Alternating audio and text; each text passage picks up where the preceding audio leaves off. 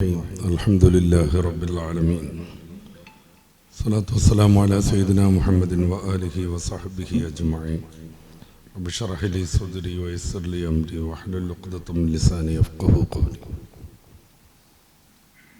നേരത്തെ നമ്മൾ കേട്ടതുപോലെ ലക്ഷക്കണക്കിന് ആളുകൾ അവരുടെ ജീവിതത്തിൻ്റെ ഏറ്റവും വലിയ അഭിലാഷമാകുന്ന ഹജ്ജ് ഉംറ സിയാറത്ത് കർമ്മങ്ങൾക്ക് വേണ്ടി ലോകത്തിൻ്റെ വിവിധ ഭാഗങ്ങളിൽ നിന്ന് ഹറമൈനി ഷരീഫൈനിയിലേക്ക് ആവേശപൂർവ്വം ആനന്ദപൂർവ്വം കടന്നെത്തിക്കൊണ്ടിരിക്കുന്ന ഈ ഒരു പ്രത്യേകമായ സന്ദർഭത്തിൽ നമ്മുടെ നാട്ടിൽ നിന്നും കുറേയേറെ സഹോദരന്മാർ ഹജ്ജിന് തയ്യാറെടുപ്പ് നടത്തിയിട്ടുണ്ട്. ചിലരൊക്കെ അവിടെ എത്തിച്ചേർന്നിട്ടുണ്ട്. അല്ലാഹു എല്ലാവർക്കും മഖ്ബൂലും മബ്റൂറുമായ ഹജ്ജും ഉംറയും നിർവഹിക്കാനുള്ള തൗഫീഖ് നൽകുമാറാവട്ടെ. ഹജ്ജിൻ്റെ കർമ്മങ്ങളെക്കുറിച്ചും മസ്അലകളെക്കുറിച്ചും പലപ്പോഴായി നമ്മൾ കേട്ടിട്ടുണ്ട്. ഹജ്ജ് യാത്രികർ അത് പ്രത്യേകമായി പഠിച്ച് മനസ്സിലാക്കിയിട്ടുമുണ്ട്. അതിനപ്പുറം ഹജ്ജിൻ്റെ ചില ആന്തരികാർത്ഥങ്ങളെക്കുറിച്ചാണ് ഇന്ന് നമ്മൾ സംസാരിക്കുന്നത്. ഒരു ഹജ്ജ് നിർവഹിക്കുക എന്നത് മനുഷ്യൻ്റെ ജീവിതത്തിൽ ഒരിക്കലെങ്കിലും നിർബന്ധമായി മതം കൽപ്പിക്കുന്നതാണ്. ഈ ആരാധന വഴി മനുഷ്യൻ സമൂലമായി മാറുന്നു, പുതുക്കം പ്രാപിക്കുന്നു. അതുകൊണ്ട് തന്നെ ഹജ്ജിൻ്റെ കർമ്മങ്ങളെക്കുറിച്ച് നമ്മൾ ആലോചിച്ചാൽ, നമ്മൾ ബുദ്ധിപരമായി ലോജിക്കലി ചിന്തിച്ചാൽ പ്രത്യേകിച്ചൊരർത്ഥം കാണാത്ത വിധം സങ്കീർണമാണെന്ന് നമുക്ക് മനസ്സിലാക്കാൻ പറ്റും. മറ്റു ഇബാദത്തുകളേക്കാൾ കായികമായി വലിയ അധ്വാനം വേണ്ടതാണ് ഹജ്ജ്. സാമ്പത്തികമായി ഏറെ ചെലവുള്ളതാണ് ഹജ്ജ്. ശരീരം ബുദ്ധിമുട്ടി പലപ്പോഴും ഭക്ഷണം കിട്ടാതെ നടന്ന് കഴിച്ച് കാല് തളർന്ന് ജ്വലിക്കുന്ന സൂര്യന് താഴെ തിളച്ചു നിൽക്കുന്ന റോട്ടിലും മണ്ണിലുമൊക്കെ വീണ് ഉരുണ്ട് ഒരു പ്രത്യേകമായ രീതിയിൽ മനുഷ്യനെ സംസ്കരിക്കുന്ന, അവനെ സമൂലം മാറ്റിമറിക്കുന്ന ഒരു പ്രത്യേകമായ ആരാധന. അതിന് പൂർവികമായ ബന്ധങ്ങളുണ്ട്. പൂർവികരാകുന്ന മഹാന്മാരുടെ ചെയ്തികളോട് പിന്തുടരലുണ്ട്. അവരുടെ സംസ്കാരം ഏറ്റെടുക്കാനും ഉൾക്കൊള്ളാനുമുള്ള കൃത്യമായ രീതിയിലുള്ള പ്രചോദനങ്ങളുണ്ട്. അതുകൊണ്ട് തന്നെ മറ്റ് ആരാധനകളിൽ നിന്ന് തികച്ചും വ്യത്യസ്തമാണ് ഹജ്ജ്. ഹജ്ജിൻ്റെ പ്രതിഫലത്തെക്കുറിച്ച് ഹബീബായ നബി സല്ലല്ലാഹു അലൈഹി വസല്ലം തങ്ങൾ പറയുന്നിടത്തും ഈ ഒരു വ്യത്യാസം കാണാം. കഠിനമായ അധ്വാനം വേണ്ടതുകൊണ്ട് ധാരാളമായ പ്രതിഫലം കിട്ടുന്നു. മൻ ഹജ്ജ ഹാദൽ ബൈത്ത്, ഹബീബായ നബി സല്ലല്ലാഹു അലൈഹി വസല്ലം തങ്ങൾ പറഞ്ഞു, ആരെങ്കിലും പരിശുദ്ധ കഅബയിലെത്തിയിട്ട് ഹജ്ജ് നിർവഹിച്ചു, വലം യർഫുസ് വലം യഫ്സുഖ്, അശ്ലീലങ്ങൾ ചെയ്തില്ല, ഫിസുഖ് തമ്മാടിത്തങ്ങളൊന്നും ഉണ്ടായില്ല, വിലക്കപ്പെട്ട കാര്യങ്ങളൊന്നും അവൻ പ്രവർത്തിച്ചില്ല, ആത്മാർത്ഥമായി അവൻ ഹജ്ജ് നിർവഹിച്ചാൽ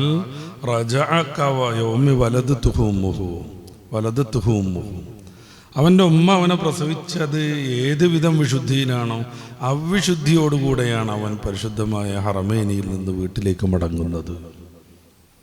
സമൂലമായി മാറി എന്ന് പറയുന്നത് അതുകൊണ്ടാണ്. അവൻ്റെ ഉമ്മ പ്രസവിച്ച മാത്രയിൽ അവൻ എത്രമേൽ വിശുദ്ധനായിരുന്നു, ആ ഒരു വിശുദ്ധിയിലേക്ക് ഹജ്ജ് വഴി അവൻ പദം വരുന്നു, സമ്പൂർണമായി അവൻ മാറുന്നു. ഇത് മറ്റാരാധനകളെ കുറിച്ച് അങ്ങനെ പറയുന്നില്ല. നിസ്കാരം കഴിഞ്ഞ് വീട്ടിലേക്ക് എത്തുമ്പോഴേക്ക് എന്ന് വരുന്നില്ല. എന്തുകൊണ്ട്? ഹജ്ജിൻ്റെ കഠിനാധ്വാനത്തിന് വളരെയേറെ മനോഹരമായ പ്രതിഫലം ഹബീബായ നബി സല്ലല്ലാഹു അലൈഹി വസല്ലം തങ്ങൾ വാഗ്ദാനം ചെയ്യുന്നു. അപ്രകാരം തന്നെ മറ്റു ചില ഹദീസുകളും കാണാം. അൽ ഉംറത്തു ഇലൽ ഉംറത്തി കഫാറത്തുൻ ലിമാ ബൈനഹുമാ, ഒരു ഉംറ മറ്റൊരു ഉംറ, അതിൻ്റെ ഇടയിലുള്ള സമയങ്ങളിലുള്ള അബദ്ധങ്ങളെ, തെറ്റുകളെ അത് പൊറുപ്പിക്കുന്നു. എന്നാൽ വൽ ഹജ്ജുൽ മബ്റൂറു ലൈസ ലഹു ജസാഉൻ ഇല്ലൽ ജന്ന, ഗുണപ്രദമായ ഹജ്ജിന് സ്വർഗമല്ലാതെ പ്രതിഫലമില്ല. മബ്റൂർ എന്നാണ്, സ്വീകാര്യമായത് എന്നല്ല, മഖ്ബൂൽ എന്നല്ല. ഹജ്ജ് സ്വീകരിക്കപ്പെടൽ, മഖ്ബൂലാവൽ, അതൊരു തലാണ്. എന്നാൽ സ്വീകരിക്കപ്പെടുമ്പോൾ തന്നെ മബ്റൂറാകൽ, ഏറ്റവും ഗുണപ്രദമായി മാറും, അത് മറ്റൊരു തലം. മഖ്ബൂലാകുന്ന എല്ലാ ഹജ്ജും മബ്റൂറാവണമെന്നില്ല. മബ്റൂറാകുന്ന ഹജ്ജ് ഒരാൾ നിർവഹിച്ചിട്ടുണ്ടെങ്കിൽ ലൈസ ലഹു ജസാഉൻ ഇല്ലൽ ജന്ന, അവന് ലഭിക്കാനുള്ള പ്രതിഫലം സ്വർഗമാണ്, മറ്റൊന്നല്ലേ അല്ല. ധാരാളമായി ഈ സംബന്ധമായി ഹദീസുകൾ നമുക്ക് കാണാൻ പറ്റും. യാ റസൂലല്ലാഹ് നറൽ ജിഹാദ് അഫ്ളൽ അമൽ, ഏറ്റവും ശ്രേഷ്ഠമായ ആരാധനയായി അമലായി ഞങ്ങൾ ജിഹാദിനെയാണ് പരിഗണിക്കാറുള്ളത്. അഫലാൻ ഉജാഹിദ്, ഞങ്ങൾ ജിഹാദ് നടത്തിക്കോട്ടെ എന്നവർ സമ്മതം ചോദിക്കുന്നു. ഖാൽ റസൂലുള്ളാഹി തിരുത്തില ലാകിന്ന അഫ്ളൽ ജിഹാദ് ഹജ്ജും മബ്റൂർ, ഏറ്റവും ശ്രേഷ്ഠമായ ആരാധന ജിഹാദായി ഞങ്ങൾ മനസ്സിലാക്കുന്നു, അത് ചെയ്തോട്ടെ എന്ന് ചോദിക്കുമ്പോൾ ഹബീബായ നബി തങ്ങൾ തിരുത്തിക്കൊണ്ട് പറയുന്നത് ജിഹാദുകളിൽ ഏറ്റവും ശ്രേഷ്ഠം അത് മബ്റൂറായ ഹജ്ജാണ്. ഈ ജിഹാദിൻ്റെ അർത്ഥം മനസ്സിലാക്കാനോടുള്ള ഒരു പ്രയോഗമാണിത്. പലപ്പോഴും ജിഹാദ് എന്ന് പറയുമ്പോഴേക്ക് അന്യരെ കൊല്ലുക എന്ന രീതിയിൽ ദുർവ്യാഖ്യാനം ചെയ്യപ്പെടാറുണ്ട്. ഞാനിന്ന് ആ ഒരു വിമർശനത്തിലേക്ക് കടക്കുകയല്ല, എന്നാലും സൂചിപ്പിക്കാം. റസൂലുള്ളാഹി സ്വല്ലല്ലാഹു അലൈഹി വസല്ലം തങ്ങൾ പറയാണ് ജിഹാദുകളിൽ ഏറ്റവും ശ്രേഷ്ഠം മബ്റൂറായ ഹജ്ജാണ്. അപ്പോൾ ശരീരം കൊണ്ട് നന്മയ്ക്ക് വേണ്ടിയുള്ള ഏത് അധ്വാനത്തെയും ജിഹാദ് എന്ന് പറയാം. നമുക്ക് സഹാബാ കിറാം എന്ന് ചോദിക്കുന്നത് ജിഹാദാണ് ഏറ്റവും ശ്രേഷ്ഠമെന്ന് ഞങ്ങൾ മനസ്സിലാക്കുന്നു, അത് ചെയ്തോട്ടെ എന്ന്. സല്ലല്ലാഹു അലൈഹി വസല്ലം തങ്ങൾ പറയുന്നത് ജിഹാദുകളിൽ തന്നെ ഏറ്റവും ശ്രേഷ്ഠം മബ്റൂറായ ഹജ്ജാണ്. അപ്പം ഹജ്ജിൻ്റെ പ്രതിഫലം വിവിധത്തിലൊക്കെയാണ് ഹദീസുകളിൽ നമുക്ക് കാണാനാകുന്നത്. അത് നേരത്തെ ഞാൻ പറഞ്ഞത് മറക്കരുത്. ഹജ്ജ് മഖ്ബൂലാവലുണ്ട്, മർദൂദാവലുണ്ട്. തീരെ തന്നെ സ്വീകാര്യമാവാതെ അവിടെ എത്തിയിട്ട് ലബ്ബൈക്ക് അല്ലാഹുമ്മ, പടച്ച റബ്ബേ നിന്റെ വിളിക്ക് ഉത്തരം നൽകി ഞാനിതാ കടന്നു വരുന്നു എന്ന് പറയുമ്പോൾ ലാ ലബ്ബൈക്ക് വലാ സഅദൈക്ക്, നിന്റെ വിളി നിന്റെ ഉത്തരം ഇവിടെ ആവശ്യമില്ല, പോകൂ എന്ന് പറയുന്ന പ്രത്യേകമായ അവസ്ഥയൊക്കെ ഉണ്ട്. അള്ളാഹു കാക്കട്ടെ. അതുകൊണ്ടാണ് ചില മഹാന്മാരൊക്കെ ലബ്ബൈക്ക് ചെല്ലുമ്പോൾ ബോധം കെട്ടത്. ഞാൻ ആ ചരിത്രത്തിലേക്ക് കടക്കുന്നില്ല, പിന്നെ നമുക്കൊന്നും പൂർത്തിയാക്കാൻ കഴിയില്ല. പറഞ്ഞു വെച്ച സ്ഥിതിക്ക് ഞാൻ പൂർത്തീകരിക്കാം. അലി ബിൻ ഹസൻ റളിയല്ലാഹു അൻഹു, അലി ബിൻ അബീ ത്വാലിബ് തങ്ങളുടെ പേരക്കുട്ടി ഹജ്ജിന് പോവാൻ വാഹനപ്പുറത്ത് ഇറങ്ങി കയറിയിരുന്നു. ഇറാമൊക്കെ കഴിഞ്ഞിട്ട് ബഹുമാനപ്പെട്ടവർ ലബ്ബൈക്ക തുടങ്ങുകയാണ്. ശരീരമാസകലം വറച്ചു, മഞ്ഞളിച്ചു. അദ്ദേഹം മോഹാലിസപ്പെട്ടു. വെള്ളമൊക്കെ കുടഞ്ഞ് സഹയാത്രികർ അദ്ദേഹത്തെ പിന്നെയും എഴുന്നേൽപ്പിച്ച് വാഹനത്തിൽ കയറ്റിയപ്പോൾ അവരന്വേഷിച്ചത് സ്വാഭാവികം, എന്ത് പറ്റിയെന്ന്. മഹാനുഭാവം പറഞ്ഞത് ഞാൻ ആലോചിച്ചു പോയി. ലബ്ബൈക്ക് അല്ലാഹുമ്മ ലബ്ബൈക്ക്, അല്ലാഹുവേ നിന്റെ വിളിക്ക് ഞാൻ ഉത്തരം നൽകുന്നു. അഹുദരായിട്ടല്ല ഈ ഹാജിമാർ അവിടെ എത്തുന്നത്, ക്ഷണിച്ചിട്ടാണ്. പടച്ച റബ്ബ് ക്ഷണിക്കാൻ വേണ്ടി തൻ്റെ ഖലീലിനെ ഏൽപ്പിച്ചതാണ്. മഹാനുഭാവൻ ചോദിച്ചു, ഈ മൊട്ടക്കുന്നുകൾ മാത്രമുള്ള ഭൂമികയിൽ വെച്ച് ഞാൻ വിളിച്ചാൽ ആര് കേൾക്കാനാണ്? വിളിക്കൂ, ഞാനത് കേൾപ്പിക്കുമെന്ന് റബ്ബ് വാഗ്ദാനം ചെയ്യുന്നു. ആ വിളി കേട്ടവരാണ് റബ്ബിൻ്റെ മുമ്പിലേക്ക് പോകുന്നത്. മഹാനുഭാവൻ പറഞ്ഞു, ഞാൻ ലബ്ബൈക്ക പറയാണ്, പടച്ചോനെ നിന്റെ വിളിക്കതാ ഞാൻ ഉത്തരം നൽകി വന്നിരിക്കുന്നു.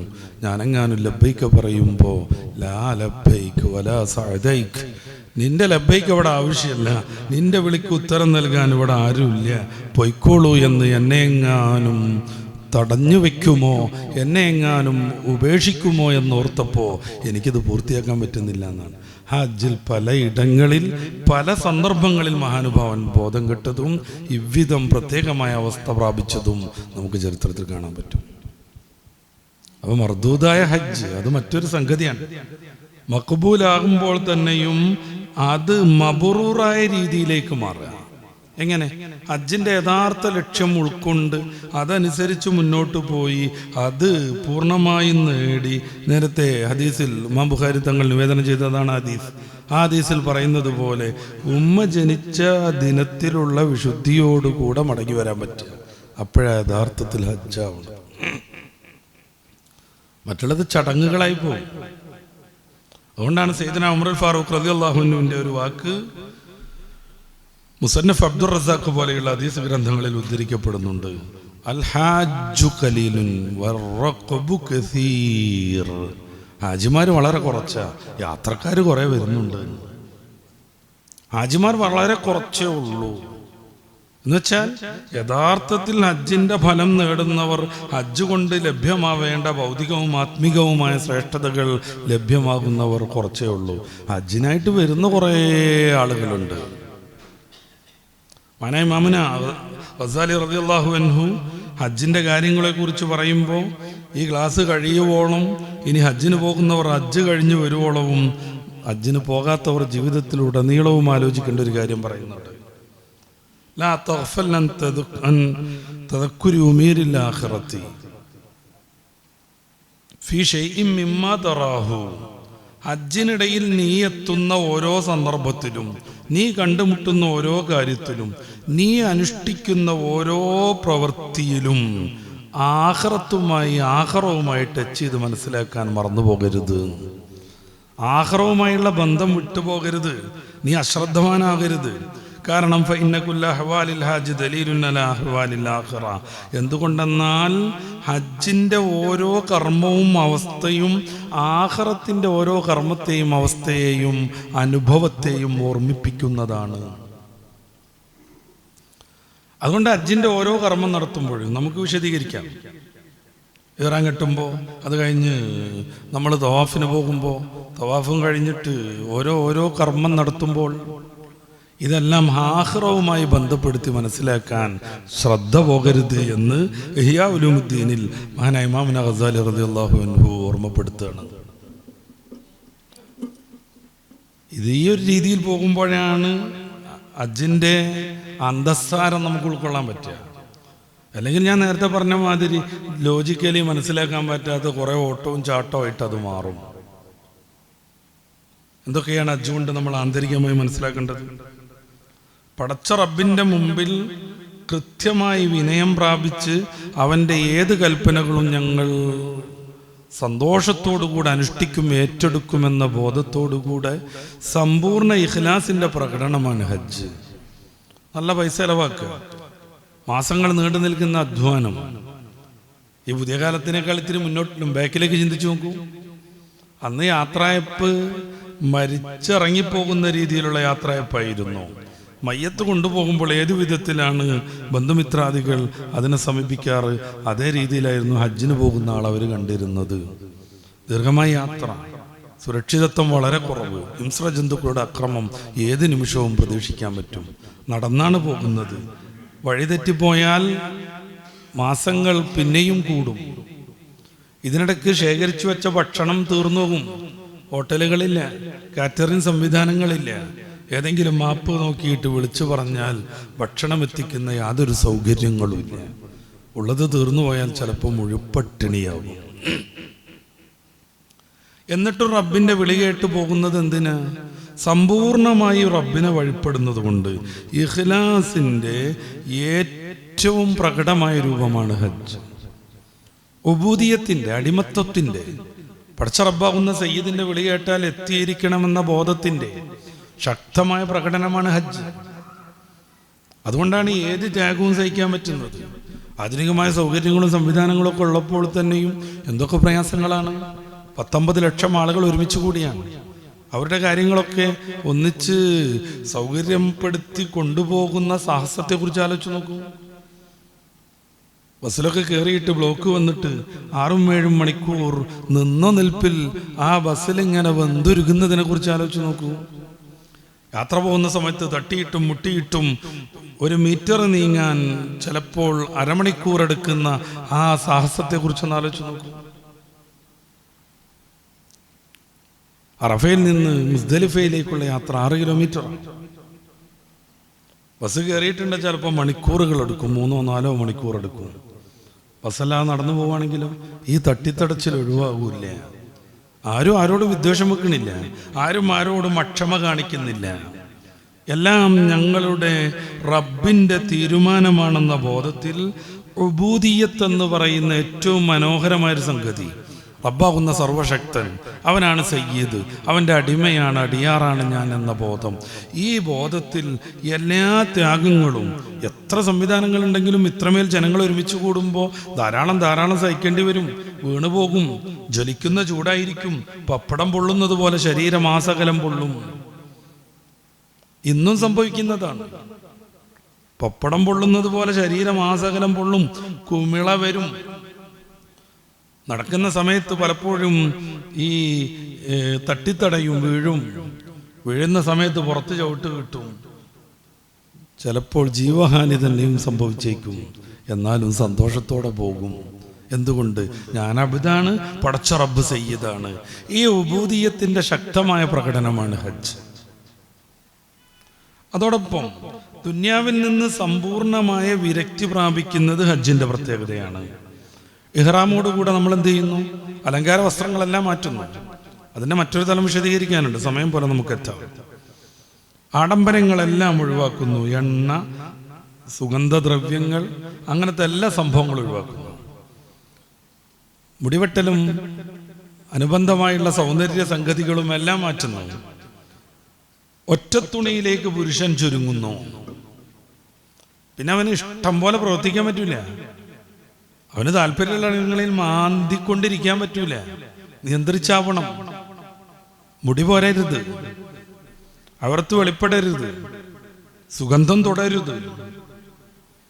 സമ്പൂർണമായി മനുഷ്യനെ നിയന്ത്രിക്കുകയാണ്. റബ്ബിന്റെ കൽപ്പന എത്ര കഠിനമായി പാലിക്കാൻ എനിക്കാകുമെന്ന് ഇഹ്റാം മുതൽ തഹല്ലുൽ വരെ മനുഷ്യൻ തെളിച്ചുകൊണ്ടിരിക്കുന്നു. ഭാര്യ മാത്രമല്ല, സുമുഖികളും സുന്ദരികളുമാകുന്ന വിവിധ രാജ്യങ്ങളിൽ നിന്നുള്ള നിരവധിയായ സ്ത്രീകൾ ദൂരെ നിൽക്കല്ല, കൂടെയുണ്ടാകും, തൊട്ടുരുമ്മിയുണ്ടാകും. എന്തിന്? ഹജ്ജിന് വരുന്നോ ഇറാൻ കിട്ടുന്ന പെണ്ണിന്റെ മുഖം തുറന്നിടണം. തുറന്നിടൽ ഐച്ഛികമെന്നല്ല, നിർബന്ധം. മുൻകൈകൾ തുറന്നിടണം. അതൊരു വലിയ ബുദ്ധിമുട്ടല്ലേ? ആ ബുദ്ധിമുട്ട് സംഭവിച്ചിരിക്കണം. എന്നിട്ടും തൊട്ടുരുമ്മി തൊട്ടടുത്ത് മുഖം തുറന്ന പെൺകുട്ടി പോകുമ്പോഴും നമ്മുടെ ദുശ്ചിന്ത കടന്നു വരാത്ത വിധം സംസ്കൃതനാകണം. അവരെ കുറിച്ചുള്ള യാതൊരു ചിന്തയും വരരുത്. ലാ റഫസ വലാ ജിദാല വലാ ഫുസൂഖ ഫിൽ ഹജ്ജ്. പരിശുദ്ധ ഖുർആൻ അങ്ങനെ അത് പ്രയോഗിക്കുന്നത്. ലാ റഫസ്, ഹജ്ജിൽ യാതൊരുവിധ അശ്ലീലങ്ങളും പാടില്ല. കാണാതിരിക്കുന്ന ഒരു സമയത്ത് പെണ്ണിനെ കുറിച്ച് ആലോചിക്കാത്തത് സ്വാഭാവികമാണെന്ന് വെക്കാം. ദൂരെന്ന് കാണുമ്പോഴും ജസ്റ്റ് ഒരു നോട്ടത്തിൽ മാറി നിൽക്കുന്നതും സ്വാഭാവികമാണെന്ന് വെക്കാം. പക്ഷെ തൊട്ടുരുമ്മി മുഖം തുറന്ന് പല നാടുകളിൽ നിന്നുള്ള സ്ത്രീകളെത്തുമ്പോഴും ആ ഇഹ്റാമിന്റെ സീസൺ അത് എത്ര ദിവസം നീണ്ടു നിന്നാലും മാസങ്ങൾ കയറാൻ കെട്ടാല്ലോ. ചിലപ്പോഴൊക്കെ ദുൽഹജ്ജ് 1, 2 കേരളത്തിൽ നിന്ന് ഫ്ലൈറ്റ് പോകും. അപ്പൊ ഇഫ്രാത്ത് നിന്നൊക്കെ ഹജ്ജ് ചെയ്യാൻ ഏറ്റവും നല്ല സമയം, സന്ദർഭമാണ്. ആദ്യം തന്നെ ഹജ്ജിന് കയറാൻ കിട്ടും. ഹജ്ജിൽ നിന്ന് തഹല്ലുലായിട്ട് പിന്നീട് ഉംറ നടത്തുക. ഏറ്റവും ശ്രേഷ്ഠമായ ഹജ്ജ് അതാണ്. അതോടൊപ്പം ഈ അറവ് പോലെയുള്ള സംഭവങ്ങളിൽ നിന്ന് ഒഴിവാവാൻ പറ്റും. അറക്കാതെ രക്ഷപ്പെടാന്നുള്ളതല്ല, അറവ് ന്യൂനത പരിഹരിക്കാനാ. അപ്പൊ ന്യൂനത ഇല്ലാത്ത ഹജ്ജായിട്ട് അത് മാറാൻ പറ്റും. പക്ഷേ ദുൽഹജ്ജ് 1 മുതൽ 13 വരെയും, അല്ലെങ്കിൽ ആദ്യത്തെ ദിവസം ദുൽഹജ്ജ് നമ്മുടെ പെരുന്നാളിൻ്റെ 1-ാം ദിവസം വരെയെങ്കിലും സമ്പൂർണമായും ഇത്തരം കാര്യങ്ങളൊക്കെ ശ്രദ്ധിക്കണം. ഒരു 10-13 ദിവസം സമ്പൂർണമായി ലൈംഗിക ചുവയുള്ള സംസാരത്തിൽ നിന്ന്, ചിന്തയിൽ നിന്ന് മാറി.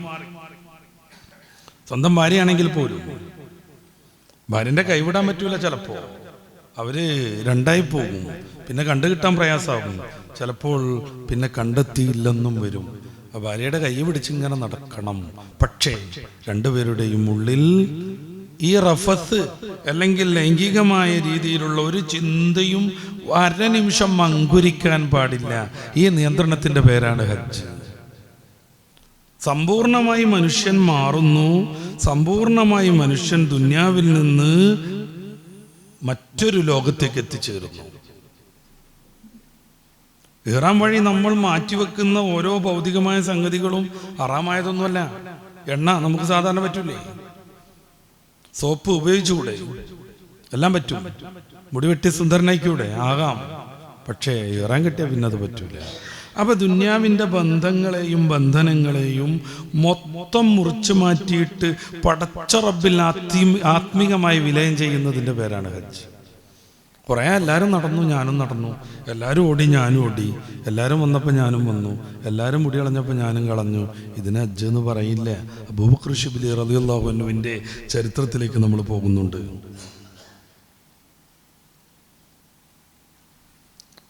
ഹജ്ജ് വഴി മനുഷ്യൻ അവൻ്റെ സാധാരണയുള്ള ബന്ധങ്ങൾക്ക് വലിയ മാറ്റം വരുത്തുന്നു.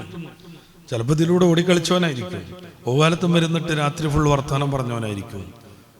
കൂട്ടുകാരുടെ പ്രേരണയിൽപ്പെട്ട് പാടില്ലാത്ത ചില സംഗതികളൊക്കെ ചെയ്തവനായിരിക്കും. പക്ഷേ ഹജ്ജ് വഴി ആ കൂട്ടുകാരനെ അവൻ ഒഴിവാക്കുന്നു, അവൻ്റെ ആ ഓവാലത്തെ അവൻ ഒഴിവാക്കുന്നു. പിന്നെ പടച്ച റബ്ബിൻ്റെ ദീനിൻ്റെ പ്രചാരണത്തിന് ആദ്യം സാക്ഷ്യം വഹിച്ച പരിശുദ്ധ മക്കയിലൂടെ ഹറമിലൂടെ അവൻ സഞ്ചരിച്ചുകൊണ്ടിരിക്കുന്നു. ഹറമിൻ്റെ പോരിശ പറയേണ്ടതുണ്ട്, ഹറമിലെ മസ്ജിദിൻ്റെ പ്രത്യേകം പോരിശ പറയേണ്ടതുണ്ട്. സംസാരിച്ചുകൊണ്ടിരിക്കുക, സെൽഫി എടുത്തുകൊണ്ടിരിക്കുക, സെൽഫി സ്റ്റിക്കലും വെച്ചുകൊണ്ട് ഇങ്ങനെ ഹജ്ജ് ചെയ്തുകൊണ്ടിരിക്കുക, ഏതോ ഒരാളോട് വീഡിയോയിൽ സംസാരിച്ചുകൊണ്ട് തവാഫ് നടത്തിക്കൊണ്ടിരിക്കുക. ഇപ്പൊ വിലക്കുണ്ട് തോന്നുന്നു, 10,000 റിയാൽ ഫൈന് വരും തോന്നുന്നു. ഫൈനില്ലാത്തൊരു ലോകത്തെക്കുറിച്ച് ആലോചിക്കൂ. ഫൈന് കൊണ്ടല്ല മനുഷ്യൻ ഇത്തരം ഭൗതികമായ ആനന്ദങ്ങളിൽ നിന്ന് മാറേണ്ടത്. ഞാൻ ഹജ്ജ് ചെയ്യുകയാണെന്ന ബോധം കൊണ്ടാണ്. അപ്പോഴാണ് ആത്മീയതയുടെ ഹജ്ജാവുക, അപ്പോഴാണ് ആത്മാവിൻ്റെ ഹജ്ജാവുക. സംസാരിച്ചുകൊണ്ടിരിക്കുക, എവിടെ മറ്റുള്ളൂ എന്നൊക്കെ പറഞ്ഞ് സംസാരിച്ചുകൊണ്ടിരിക്കുക.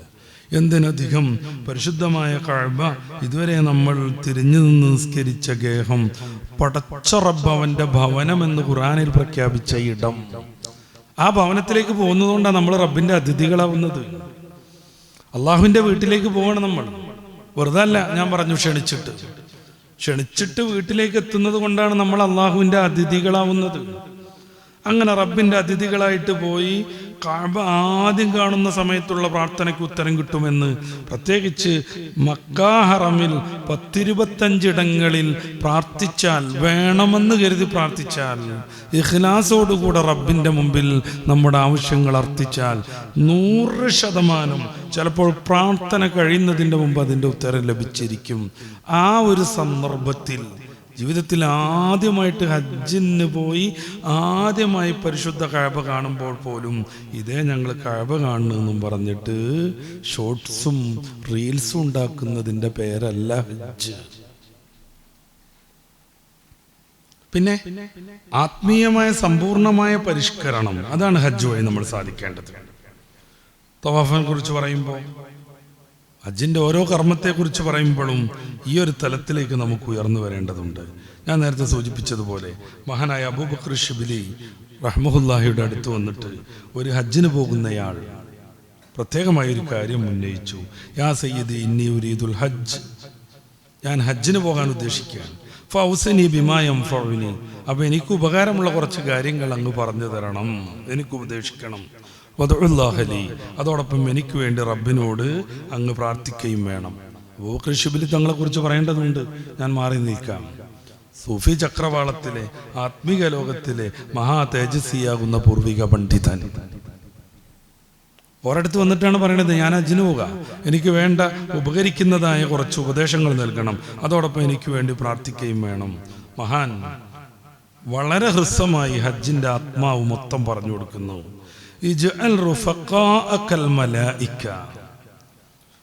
നിന്റെ കൂട്ടുകാരായിട്ട് നീ മാലാഖമാരെ തെരഞ്ഞെടുക്കണം. എങ്ങനെ മാലാഖമാരെ തെരഞ്ഞെടുക്കൽ? നമ്മുടെ ജീവിതത്തിൽ മലക്കിനെ മാറ്റി നിർത്തുന്ന ഏതൊക്കെ പരിപാടികളുണ്ടോ അതിൽ നിന്ന് മൊത്തം മാറി നിൽക്കണം. അപ്പോൾ മാലാഖമാർ നമ്മുടെ കൂട്ടുകാരാവും.